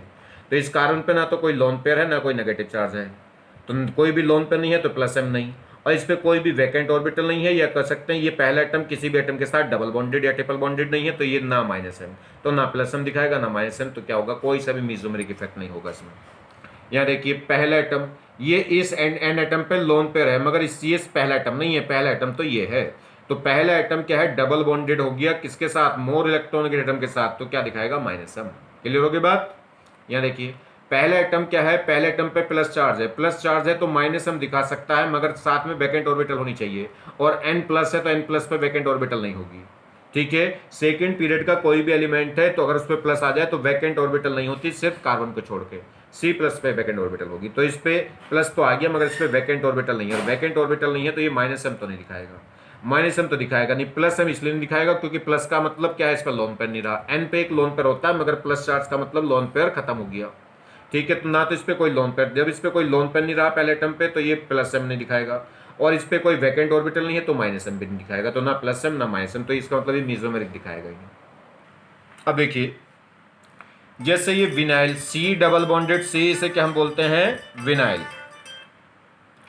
तो सी डबल बॉन्डेड सी इसे क्या है, विनाइल है। यहाँ पे ये सी डबल बॉन्डेड सी ऐसे ये डबल बॉन्डेड है, तो जो अनसैचुरेटेड एल्काइल ग्रुप है इसे बोलते हैं विनाइल, इसे बोलते हैं एनके एल्किनाइल, और ये हो गया फिनाइल बेंजीन। तो इनमें ये प्लस एम भी दिखा सकते हैं, माइनस एम भी दिखा सकते हैं, वो डिपेंड करेगा ये किस ग्रुप से जुड़े हैं। ठीक है, तो ध्यान रखिए इनका कोई ऐसा फिक्स बात नहीं है, प्लस एम भी दिखा सकता है, माइनस एम भी दे, तो क्या होगा वो डिपेंड करेगा किस टाइप के ग्रुप से जुड़े। देखिए अगर इस पे कोई प्लस एम जोड़ दूं तो ये माइनस एम ये माइनस एम दिखाने लगेगा, अगर यहाँ कोई माइनस एम जोड़ दूं तो ये प्लस एम दिखाने लगेगा। आगे बात समझ में, मतलब इनका पाई बॉन्ड, ये पाई बॉन्ड को इधर दे भी सकते हैं और उल्टा ले भी सकते हैं, वो डिपेंड करेगा। मतलब ये बॉन्ड इधर को भी टूट सकता है, इधर को टूटा तो इस पर माइनस और माइनस आ गया तो प्लस एम, ये बॉन्ड इधर को भी टूट सकता है, इधर को टूटा तो यहाँ माइनस यहाँ प्लस, और प्लस आ जाएगा तो इलेक्ट्रस पाई इलेक्ट्रॉन ले सकता है, क्योंकि दोनों की इलेक्ट्रिसिटी क्या है, सेम है, इलेक्ट्रिसिटी सेम है, तो पाई बॉन्ड इधर भी टूट सकता है इधर भी, तो इनकी सिचुएशन फिक्स नहीं होती। तो कॉन्जुगेशन, ये कह रहा है कॉन्जुगेशन पोलिनाइल ग्रुप है ये, इसमें क्या है, the above group can behave as a plus M group as well as minus M group depending upon the group to which they are attach. तो ये डिपेंड करेगा ये किस ग्रुप के साथ अटैच है। देखेंगे जैसे जैसे हम आगे आगे पढ़ते जाएंगे सारे एग्जाम्पल सब आएंगे। ठीक है, देखिए नेक्स्ट देखते हैं type of conjugation. Conjugation must है, कहाँ मैंने क्या बताया था मेसोमेरिक इफेक्ट में, जहाँ भी कॉन्जुगेशन कॉन्जुगेटेड सिस्टम में पाई इलेक्ट्रॉनों का ट्रांसफर होना क्या कहलाता है, मेसोमेरिक इफेक्ट। ठीक है, तो टाइप ऑफ कॉन्जुगेशन देखें कहाँ कहाँ किस कंडीशन को हम कॉन्जुगेशन कहेंगे। तो पहला, व्हेन पॉजिटिव, ये कह रहा है when positive charge is in conjugation with pi bond, अगर पॉजिटिव चार्ज क्या हो जाए, पाई बॉन्ड के साथ कॉन्जुगेशन हो जाए। अच्छा, पाई बॉन्ड पॉजिटिव चार्ज के कॉन्जुगेशन में कब होगा, जब पाई बॉन्ड और पॉजिटिव चार्ज के बीच में क्या है, वन सिग्मा बॉन्ड। ठीक है, एक ही सिग्मा बॉन्ड हो, दो सिग्मा बॉन्ड की सेपरेशन नहीं होनी चाहिए। ठीक है, और एक और खास बात है, देखिए तो क्या होगा, डबल सिंगल पॉजिटिव चार्ज, ये क्या हो गया, कॉन्जुगेटेड सिस्टम। अगर डबल सिंगल पॉजिटिव चार्ज होता तो फिर कॉन्जुगेशन नहीं होता। तो डबल, और ये कह सकते हैं डबल चार्ज और प्लस चार्ज सेपरेट हो वन सिग्मा बॉन्ड से, तो वो क्या कहलाएगा, कॉन्जुगेशन। क्लियर हो गई। तो डबल सिंगल पॉजिटिव चार्ज क्या होगा, कॉन्जुगेटेड सिस्टम। अब एक और इंपॉर्टेंट बात है, पॉजिटिव चार्ज की वजह से रियल में कॉन्जुगेशन है नहीं। बोल देते हैं कि double single positive charge conjugation होगा, नहीं, पॉजिटिव चार्ज कॉन्जुगेशन नहीं होता, वैकेंट ऑर्बिटल। तो सही मायने में ये कहना चाहिए कि डबल सिंगल वैकेंट ऑर्बिटल्स क्या है, कॉन्जुगेशन है। क्योंकि अगर यहाँ देखिए सी प्लस है तो सी प्लस का मतलब इसके पास एक वैकेंट ऑर्बिटल है, जब ये इलेक्ट्रॉन यहाँ आएंगे तो एक ऑर्बिटल चाहिएगी ना इस इलेक्ट्रॉनों को रखने के लिए, तो ये वैकेंट ऑर्बिटल चाहिए, प्लस थोड़ी ना देगा ऑर्बिटल। हाँ, वो अलग बात है कि प्लस हो जाता है तो वैकेंट ऑर्बिटल के चांसेस बन जाते हैं। तो अगर रियल में हम बात करें तो रियल में बात अगर यहाँ पे मैं कार्बन की जगह नाइट्रोजन ले लूँ तो N प्लस हो जाएगा, तो फिर वैकेंट ऑर्बिटल नहीं होगी, तो फिर ये कॉन्जुगेशन नहीं हो सकता। अगर ये NH3 प्लस हो जाए तो पाई सिग्मा पॉजिटिव चार्ज, फिर वो कॉन्जुगेशन नहीं होगा। तो रियल में कॉन्जुगेशन क्या होता है, पाई सिग्मा वैकेंट ऑर्बिटल। और क्योंकि यहाँ कार्बोकेटाइन है और कार्बोकेटाइन पे क्या होता है, वैकेंट ऑर्बिटल, इसलिए ये बात जम गई। ठीक है, इसलिए बात जान बच गई। तो double single positive charge conjugation होता है, उससे ज़्यादा अच्छा है कि हम ऐसे कहें कि डबल सिंगल वैकेंट ऑर्बिटल क्या होता है, कॉन्जुगेशन। अब क्या होगा, जैसे ये बॉन्ड टूटेगा, देखिए ये पाई बॉन्ड टूटेगा तो इधर माइनस इधर प्लस, और ये माइनस प्लस क्या बना देंगे, बॉन्ड बना देंगे, तो यहाँ बॉन्ड बन जाएगा और इधर क्या आ जाएगा, प्लस। या ऐसे कहो कि ये पाई इलेक्ट्रॉन आ जाएंगे इधर और ये प्लस पहुंच जाएगा इधर। ठीक है, तो पाई बॉन्ड एक पोजीशन शिफ्ट होगा और पॉजिटिव चार्ज क्या है, दो पोजीशन, एक को छोड़ के दूसरी पे क्या हो जाएगा, शिफ्ट हो जाएगा। इन दोनों के बीच में क्या होता रहेगा, रेजोनेंस होता रहेगा। ये फिर द्वारा कॉन्जुगेशन हो गया। देखिए डबल सिंगल वैकेंट ऑर्बिटल, तो ये पाई इलेक्ट्रॉन अब इधर आएगा तो प्लस वहाँ पहुँच जाएगा, फिर ये बन जाएगा। तो आपस में क्या करते रहते हैं, ये एक दूसरे में डीलोकलाइज, और इसे ही क्या बोलते हैं, रेजोनेटिंग स्ट्रक्चर। मगर ना तो रियल स्ट्रक्चर ये है, ना रियल स्ट्रक्चर ये है। तो इस कंपाउंड की जो रियल स्ट्रक्चर है वो ये होगी, क्योंकि ये स्ट्रक्चर कह रही कि डबल बॉन्ड लेफ्ट साइड है, ये स्ट्रक्चर कह रही कि डबल बॉन्ड राइट साइड है। तो डबल बॉन्ड ना लेफ्ट होगा ना राइट होगा, सब जगह होगी डबल बॉन्ड की पोलैरिटी। ये स्ट्रक्चर कह रही कि positive side charge left side का राइट साइड कार्बन पे है, जबकि वो स्ट्रक्चर कह रही कि पॉजिटिव चार्ज राइट साइड वाले कार्बन पे है। तो ना लेफ्ट वाले पे होगा ना राइट वाले पे होगा, दोनों पे हो जाएगा, क्योंकि दोनों की बिल्कुल एक, दोनों स्ट्रक्चर बिल्कुल एक जैसे बन रहे हैं। तो जो प्लस चार्ज डिस्ट्रीब्यूशन होगा बिल्कुल हाफ हाफ हो जाएगा, क्योंकि दोनों स्ट्रक्चर, दोनों रेजोनेटिंग स्ट्रक्चर बिल्कुल एकदम इक्विवेलेंट हैं, सिमेट्रिकल हैं एकदम। तो क्या होगा, दोनों पे जो डिस्ट्रीब्यूशन होगा डबल बॉन्ड का और पॉजिटिव चार्ज का बिल्कुल सिमेट्रिकली हो जाएगा। तो डबल बॉन्ड यहाँ भी और यहाँ भी होगा, और प्लस चार्ज इधर भी, और दोनों इक्वल स्ट्रक्चर बन रही थी, इसलिए दोनों पे plus charge half half distribute हो जाएगा, प्लस हाफ इस पर प्लस हाफ इस पर। नेक्स्ट, तो पहला कॉन्जुगेशन आ गया डबल सिंगल वैकेंट ऑर्बिटल। दूसरा, when negative charge is in conjugation with pi bond. अब कोई नेगेटिव चार्ज हो, नेगेटिव चार्ज मतलब लोन पेयर, नेगेटिव चार्ज का कुछ नहीं होता, लोन पेयर का होता है। तो नेगेटिव चार्ज सिंगल, देखिए डबल सिंगल नेगेटिव चार्ज या डबल सिंगल लोन पेयर कह सकते हैं, ठीक। तो ये भी एक कॉन्जुगेशन हो गया। जैसे अब ये देखिए, इसके पाई इलेक्ट्रॉन, ये पाई इलेक्ट्रॉन इधर देगा कि ये, तो इसके इलेक्ट्रॉन तो बंधे हुए हैं, ऐसे समझ लीजिए भैंस रस्सी से बंधी हुई है, और यहाँ पे क्या है, यहाँ पे बछड़ा खुला हुआ है, और बछड़ा खुला हुआ तो तुरंत ये भागेगी पहले कि ये भाग जाएगा, ये भाग जाएगा, ठीक है। तो इसके जिस पे नेगेटिव चार्ज है उस पे एक्सेस ऑफ इलेक्ट्रॉन है, तो इसके डोनेट करने की टेंडेंसी सबसे ज़्यादा है। ये भी डोनेट कर सकता है पाई बॉन्ड, मगर क्या है, इससे ज़्यादा डोनेटिंग टेंडेंसी इसकी है, तो इसलिए ये डोनेट करेगा और ये लेगा। तो जैसे ही इधर टूटेगा तो इलेक्ट्रॉन की हवा किधर हो गई, इधर चल गई। तो जैसे इलेक्ट्रॉन इधर आए तो ये इधर टूट जाएगा। अब ये बॉन्ड देखिए, ये दो इलेक्ट्रॉन यहाँ के क्या बना देंगे, पाई बॉन्ड, और ये पाई बॉन्ड टूट के यहाँ क्या आ जाएगा, नेगेटिव चार्ज। क्लियर। तो ये दो इलेक्ट्रॉन यहाँ जाएंगे, क्या हो जाएगा, पाई बॉन्ड बन जाएगा और नेगेटिव चार्ज खत्म। और ये पाई बॉन्ड टूट के यहाँ पे सिंगल बॉन्ड रह जाएगा और यहाँ क्या आ जाएगा, नेगेटिव चार्ज, ठीक। ये ऐसे समझो, जब ये बॉन्ड टूटेगा तो इधर आएगा माइनस, इधर आएगा प्लस, समझ लो। जब ये बॉन्ड टूटेगा तो इधर माइनस इधर प्लस। अब ये इलेक्ट्रॉन यहाँ आएंगे तो यहाँ प्लस और यहाँ माइनस, यहाँ का प्लस माइनस कैंसिल, यहाँ का प्लस माइनस कैंसिल, और यहाँ रह जाएगा नेगेटिव चार्ज। और ये बॉन्ड डबल बॉन्ड टूट कर रह जाएगा सिंगल बॉन्ड, और ये सिंगल बॉन्ड से क्या बन जाएगा, डबल बॉन्ड। जैसा ये था बिल्कुल वैसा ही। अब फिर दोबारा से कॉन्जुगेशन हो गया, देखिए डबल सिंगल नेगेटिव चार्ज। तो अब ये इधर देगा तो वो उधर, तो ये वाली फॉर्म बन जाएगी। तो आपस में क्या करते रहेंगे, डीलोकलाइज। तो ये दो रेजोनेटिंग स्ट्रक्चर हो गई, दोनों इक्वल है। तो ये रियल स्ट्रक्चर नहीं है, रियल कहलाएगी, ये कहलाएगी, ये कहलाती है रेजोनेटिंग स्ट्रक्चर, और इन दोनों की रियल जो है वो कहलाएगी रेजोनेंस हाइब्रिड। तो इसकी जो रेजोनेंस हाइब्रिड है वो ये है। तो जो डबल बॉन्ड की पोलैरिटी वो सब जगह हो जाएगी थोड़ी थोड़ी, और जो नेगेटिव चार्ज है वो लेफ्ट पे भी और राइट पे भी, दोनों पे बढ़ जाएगा। हाफ हाफ इसलिए बढ़ रहा है क्योंकि दोनों की टेंडेंसी बिल्कुल सेम है, दोनों की स्टेबिलिटी एकदम सेम है, स्टेबिलिटी दोनों की सेम है, तो दोनों पे बिल्कुल इक्वल चार्ज क्या हो जाएगा, डिस्ट्रीब्यूट। चलिए, अच्छा बीच वाले पे चार्ज क्यों नहीं आ रहा, क्योंकि देखिए ना तो इस स्ट्रक्चर में बीच वाले पे चार्ज है, ना ही इस वाली स्ट्रक्चर में। Next, third position, when lone pair is in conjugation with pi bond. आपके क्या हो जाए, डबल मतलब पाई बॉन्ड। पाई बॉन्ड क्या है, डबल बॉन्ड से मिल सकता है, ट्रिपल बॉन्ड से मिल सकता है।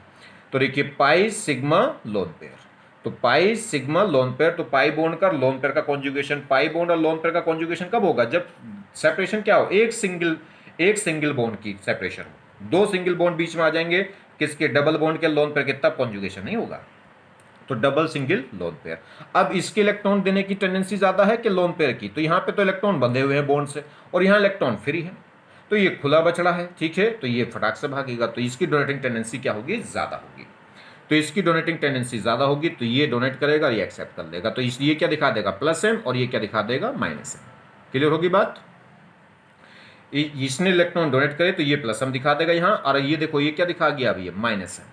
इस ऊपर वाले केस में क्या था, इसने इलेक्ट्रॉन डोनेट करे थे तो ये प्लस एम था, और इसने क्या करा था, माइनस एम।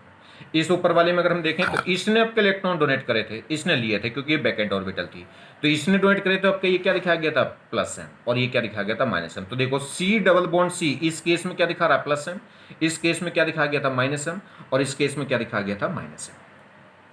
तो जैसे ही इलेक्ट्रॉन डोनेट करेगा तो यहाँ पाई बॉन्ड बन जाएगा, और ये पाई बॉन्ड टूट के क्या आ जाएगा, सिंगल बॉन्ड, तो यहाँ लोन पर आ जाएगा।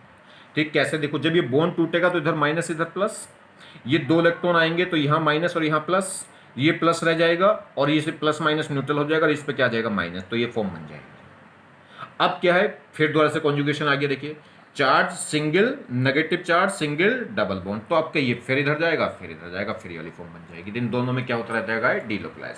तो जो डबल बॉन्ड की पोलैरिटी वो यहाँ भी जाएगी और यहाँ भी जाएगी, तो सब जगह डिस्ट्रीब्यूट होगी, मगर सिमेट्रिकली डिस्ट्रीब्यूट नहीं होगा आपके, क्योंकि ये रेजोनेटिंग स्ट्रक्चर कुछ और है, ये कुछ और है, मतलब इन दोनों की स्टेबिलिटी सेम नहीं होगी। अगर इन दोनों में स्टेबिलिटी की बात करें तो ये ज़्यादा स्टेबल होगी, क्यों? क्योंकि ये न्यूट्रल है, न्यूट्रल हमेशा स्टेबल होता है किसी भी आयनिक से। क्लियर होगी बात? चलिए, तो अभी तक हमने 3 कॉन्जुगेशन पढ़ लिए, डबल सिंगल पॉजिटिव चार्ज या कहें डबल सिंगल वैकेंट ऑर्बिटल, दूसरा डबल सिंगल कोई नेगेटिव चार्ज, डबल सिंगल कोई लोन पेयर। नेक्स्ट देखिए, when lone pair is in the conjugation with positive charge, जब लोन पेयर क्या हो, पॉजिटिव चार्ज के साथ में कॉन्जुगेशन में, मतलब लोन पेयर और पॉजिटिव चार्ज सेपरेट हो एक सिंगल बॉन्ड से। तो देखिए, lone pair single positive charge, ये O है, O पे क्या है, लोन पेयर है, तो लोन पेयर सिंगल और पॉजिटिव चार्ज, रियल में पॉजिटिव चार्ज नहीं, ये वैकेंट ऑर्बिटल कहें तो ज्यादा अच्छा है, तो loan pair single vacant orbital. आगे बात समझ में, क्योंकि C प्लस पे एक वैकेंट ऑर्बिटल होगी, जब इस पे वैकेंट ऑर्बिटल होगी तभी तो ये लोन पेयर को एक्सेप्ट कर सकता है। ठीक है, तो ये देखिए, तो जैसे ये लोन पेयर यहाँ आएंगे तो यहाँ क्या बन जाएगा, डबल बॉन्ड, और प्लस किस पे भाग जाएगा, प्लस इस वाले एटम पे आ जाएगा। देखो, जब ये 2 इलेक्ट्रॉन देगा तो यहाँ आएगा प्लस और यहाँ आएगा माइनस, ये प्लस माइनस न्यूट्रल हो जाएगा, इस पे क्या आ जाएगा, प्लस।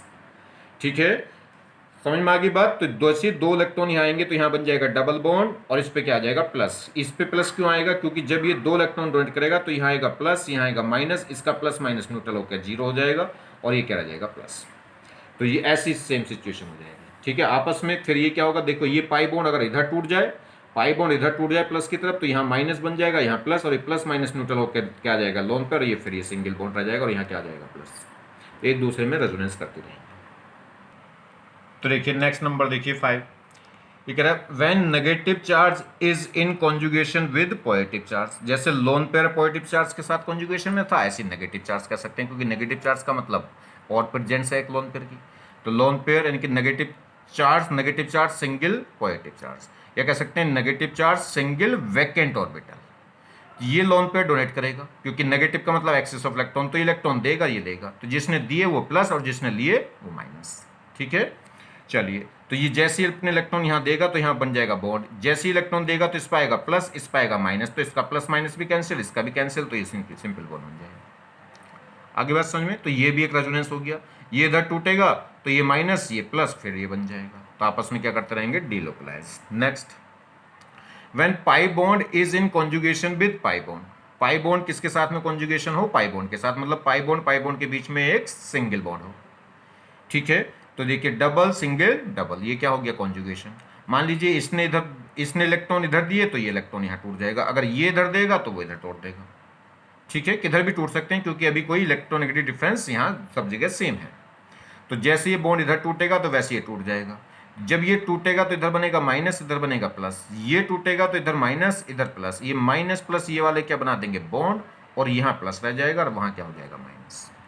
ये फिर दोबारा से अगर यहाँ देखे चार्ज सिंगल डबल, ये फिर कॉन्जुगेशन हो गया, तो जैसे ये टूटेगा वैसे ये टूट जाएगा, तो फिर यहाँ डबल बॉन्ड बन जाएगा, यहाँ बन जाएगा, यहाँ फिर सिंगल बॉन्ड हो जाएगा। तो कहने का मतलब है डबल बॉन्ड क्या होगा, इन तीनों के बीच में क्या करेगा, डीलोकलाइज। ठीक है, चलिए, तो हमारे पास ये 6 कॉन्जुगेशन आ गए, कौन कौन से, डबल सिंगल पॉजिटिव चार्ज या कहें वैकेंट ऑर्बिटल, दूसरा आ गया, जहां भी प्लस बाद में प्लस चार्ज बोलूं तो उसका मतलब वैकेंट ऑर्बिटल है। ठीक है, तो double single positive charge, double single कोई नेगेटिव चार्ज, डबल सिंगल कोई लोन पेयर, या फिर क्या हो जाए, positive charge single negative charge, यह हो जाए positive charge single lone pair, और यह हो जाए डबल सिंगल डबल।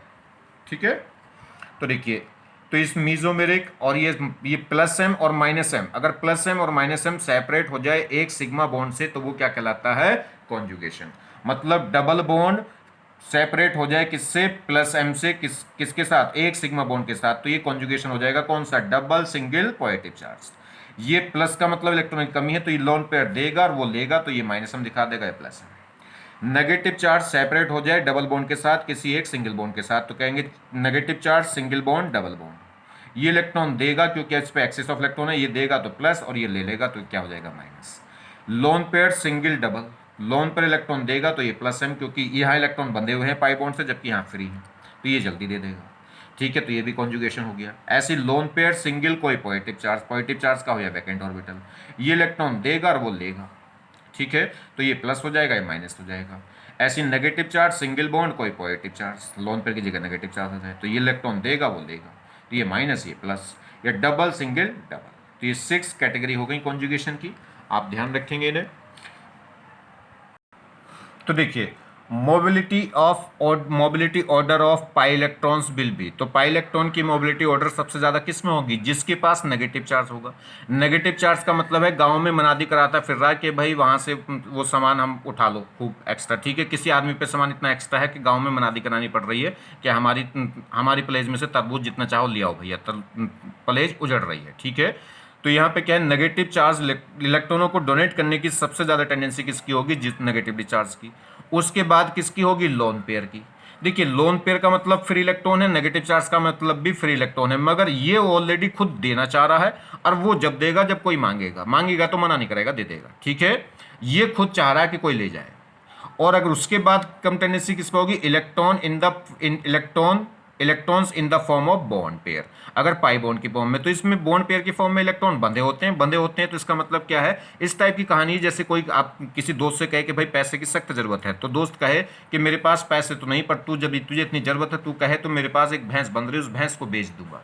मतलब पैसे कैश में नहीं है, सामान में है, भैंस बेच के पैसे आ जाएंगे तब मैं दे दूंगा तुझे, ठीक है। आगे बात समझ में नहीं। तो यहाँ पे जो क्या है, यहाँ पे पैसे बंधे हुए हैं किस में, बॉन्ड की फॉर्म में। तो यहाँ पे इलेक्ट्रॉन बंधे हुए हैं बॉन्ड की पेयर की फॉर्म में, तो वो जल्दी, तो सबसे जल्दी इलेक्ट्रॉन डोनेट करने की टेंडेंसी किसके पास होती है, नेगेटिव चार्ज के पास, उसके बाद लोन पेयर की, और सबसे कम होती है बॉन्ड पेयर की। आगे बात समझ में। तो सबसे जल्दी इलेक्ट्रॉन डोनेट करेगा नेगेटिवली चार्ज लोन पेयर, उसके बाद सिंपल नॉर्मल लोन पेयर, और उसके बाद डबल बॉन्ड वाला पेयर।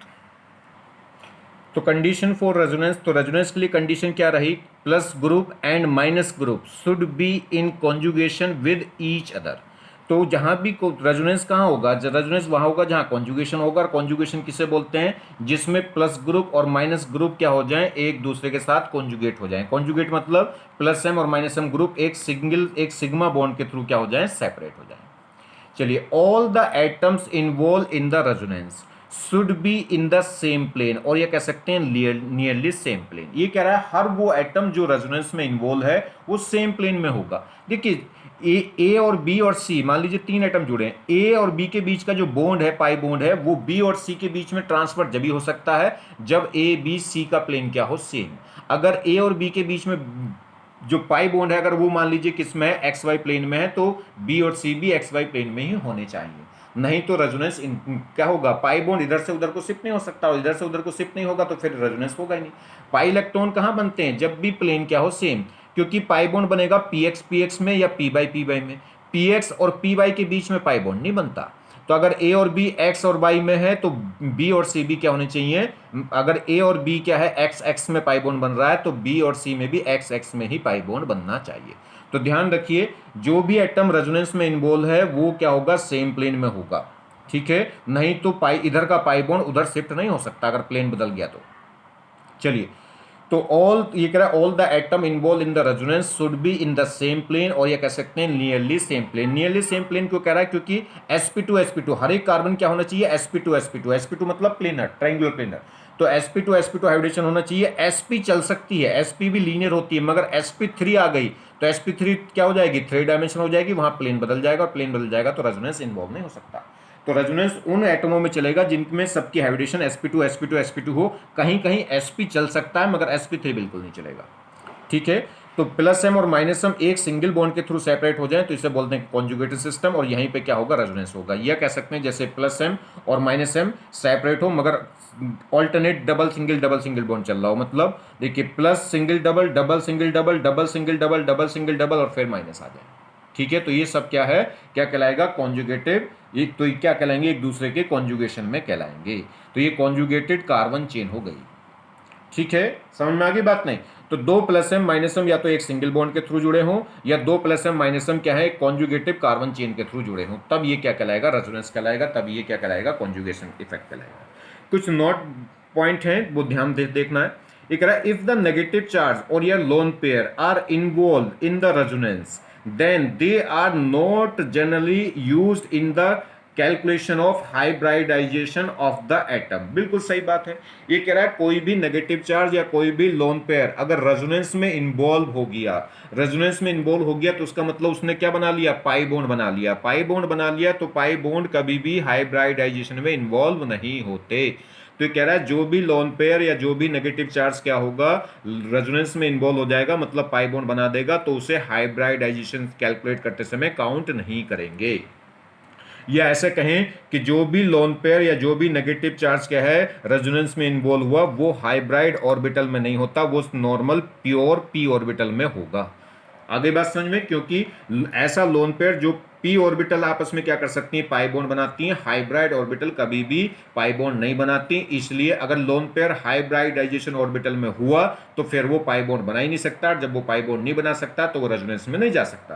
तो इसलिए ऐसा लोन पेयर जो रेजोनेंस में इन्वॉल्व हो रहा है वो पाई बॉन्ड तभी बना सकता है जब वो प्योर पी ऑर्बिटल में पड़ा हो। तो इसका मतलब क्या है कि जो भी लोन पेयर रेजोनेंस में गया वो हाइब्रिडाइजेशन ऑर्बिटल में नहीं होगा, वो हाइब्रिडेशन में इन्वॉल्व नहीं होगा, या उस लोन पेयर को हाइब्रिडेशन में काउंट नहीं करेंगे। क्यों नहीं काउंट करेंगे? क्योंकि वो प्योर पी ऑर्बिटल में पड़ा होगा। जब वो प्योर पी ऑर्बिटल में पड़ा होगा तभी वो क्या कर सकता है, पाई बॉन्ड बना सकता है, तभी वो रेजोनेंस दिखा सकता है। Next, if negative charge or a lone pair are involved in the resonance then they are considered to be present in the pure p orbital। देखो वही बात कह दी इसने, जो लोन पेयर या नेगेटिव चार्ज रेजोनेंस में इन्वॉल्व हो गया वो फिर क्या होगा, प्योर पी ऑर्बिटल में होगा, वो हाइब्रिड ऑर्बिटल में प्रेजेंट नहीं होगा। क्योंकि पी ऑर्बिटल में होगा तभी वो पाई बॉन्ड बना सकता है। अगर वो हाइब्रिड ऑर्बिटल में हुआ तो हाइब्रिड ऑर्बिटल हमेशा सिग्मा बॉन्ड बनाती है, वो कभी पाई बॉन्ड नहीं बनाती। दूसरा, इफ नेगेटिव चार्ज और या lone pair are not involve in the resonance, अगर नेगेटिव चार्ज या लोन पेयर रेजोनेंस में इन्वॉल्व नहीं हुआ then they are considered in to be present in hybrid orbital, तब उन्हें आप हाइब्रिड ऑर्बिटल में कंसीडर कर सकते हैं, यानी कि हाइब्रिडाइजेशन निकालते समय इनमें उन्हें ऐड कर सकते हैं, इन्वॉल्व कर सकते हैं। क्योंकि हाइब्रिडेशन जनरली हम किससे निकालते हैं, number of sigma bond plus number of lone pair. तो ऐसा लोन पेयर जो क्या है, ऐसा लोन पेयर जो रेजोनेंस में जाएगा उसे हम बोलते हैं डीलोकलाइज, और जो डीलोकलाइज लोन पेयर है या नेगेटिव चार्ज है वो कभी हाइब्रिडाइजेशन में इन्वॉल्व नहीं होगा। और जो लोन पेयर या जो नेगेटिव चार्ज रेजोनेंस में इन्वॉल्व नहीं हो रहा उसे बोलते हैं लोकलाइज। लोकलाइज मतलब फिक्स्ड, और जो फिक्स्ड होगा वो हाइब्रिडेशन में क्या होगा, इन्वॉल्व होगा। तो देखिए अगर हम बात करें इसमें तो देखिए ये क्या है, डबल सिंगल लोन पेयर। तो ये जो लोन पेयर है किसमें चला गया, कॉन्जुगेशन में चला गया, तो इसे क्या बोलेंगे, डीलोकलाइज लोन पेयर। तो अब ये जो लोन पेयर है ये हाइब्रिडाइजेशन में नहीं होगा। जो सिंगल बॉन्डेड कार्बन है उसकी हाइब्रिडेशन क्या होती है, sp3, मगर इस कार्बन की जो सिंगल बॉन्डेड नाइट्रोजन है उसकी हाइब्रिडेशन होती है sp3, मगर इस नाइट्रोजन की अब हाइब्रिडेशन sp3 नहीं होगी, क्योंकि ये जो लोन पेयर है वो कैसा हो गया, डीलोकलाइज, क्योंकि वो रेजोनेंस में इन्वॉल्व हो गया। देखिए डबल बॉन्ड के साथ कॉन्जुगेशन आ गया, लोन पेयर सिंगल डबल।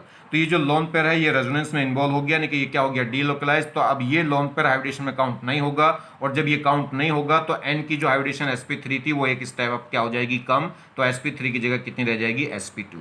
तो इस समय n की जो हाइब्रिडेशन है वो sp3 ना होके क्या हो जाएगी, sp2 हो जाएगी। और वैसे भी अगर इस n की हाइब्रिडेशन अगर sp3 हो गई तो फिर ये एटम क्या हो गया, 3D में हो गया। 3D में हो गया तो फिर ये एटम, इस एटम का जो लोन पेयर है वो रेजोनेंस में इन्वॉल्व नहीं हो सकता था। तो इसका मतलब क्या है कि ये लोन पेयर किसमें चला गया, कॉन्जुगेशन में। तो इसकी हाइब्रिडेशन, सिंगल बॉन्डेड नाइट्रोजन की हाइब्रिडेशन sp3 थी, मगर ये लोन पेयर क्या हो गया, कॉन्जुगेशन में चला गया, तो ये हाइब्रिडेशन में इन्वॉल्व नहीं होगा। तो हाइब्रिडेशन एक स्टेप कम हो जाएगी, sp3 से कितनी हो जाएगी, sp2। और sp2 होते ही ये भी प्लेनर भी हो गया, प्लेनर हो गया तो ये रेजोनेंस में इन्वॉल्व हो जाएगा ये एटम। अगर sp3 होती तो फिर क्या होता, नॉन प्लेनर, और नॉन प्लेनर होता तो फिर ये एटम रेजोनेंस में इन्वॉल्व नहीं हो सकता था। फिर इसका मतलब ये लोन पेयर रेजोनेंस में इन्वॉल्व नहीं होता। तो यहाँ पे क्या होगा, तो will be in sp2 state. और लोन पेयर क्या, लोन पेयर अगर पूछेंगे तो लोन पेयर किसमें होगा, प्योर पी ऑर्बिटल में, तभी तो वो क्या करेगा, पाई बॉन्ड बना देगा। आगे बात समझ में। तो इस n की जो हाइब्रिडेशन है वो सिंगल बॉन्डेड n की हाइब्रिडेशन कितनी होगी, sp3, मगर इसका लोन पेयर रेजोनेंस में चला गया तो वो कितनी हो जाएगी, sp3 की बजाय sp2 हो जाएगी। यहाँ देखिए, तो जैसे हमारे पास ये n था, इसके पास ये लोन पेयर थे और ये डबल बॉन्ड बना हुआ था pp ऑर्बिटल में, तो क्या होगा, ये दोनों अगर ये px में बॉन्ड बना है तो अगला जो बॉन्ड बनेगा, देखिए अब ये क्या होगा, यहाँ से पाई बॉन्ड तोड़ के ये p ऑर्बिटल इधर से पाई बॉन्ड तोड़ के इधर से पाई बॉन्ड बनाएगी। अगर ये मान लीजिए px थी तो ये भी px थी, तभी तो पाई बॉन्ड बन रहा था। अब ये px है तो ये भी px होनी चाहिए, तभी इनके बीच में पाई बॉन्ड बन सकता है। मतलब ये एटम जिस प्लेन में थे उसी प्लेन में ये होने चाहिए।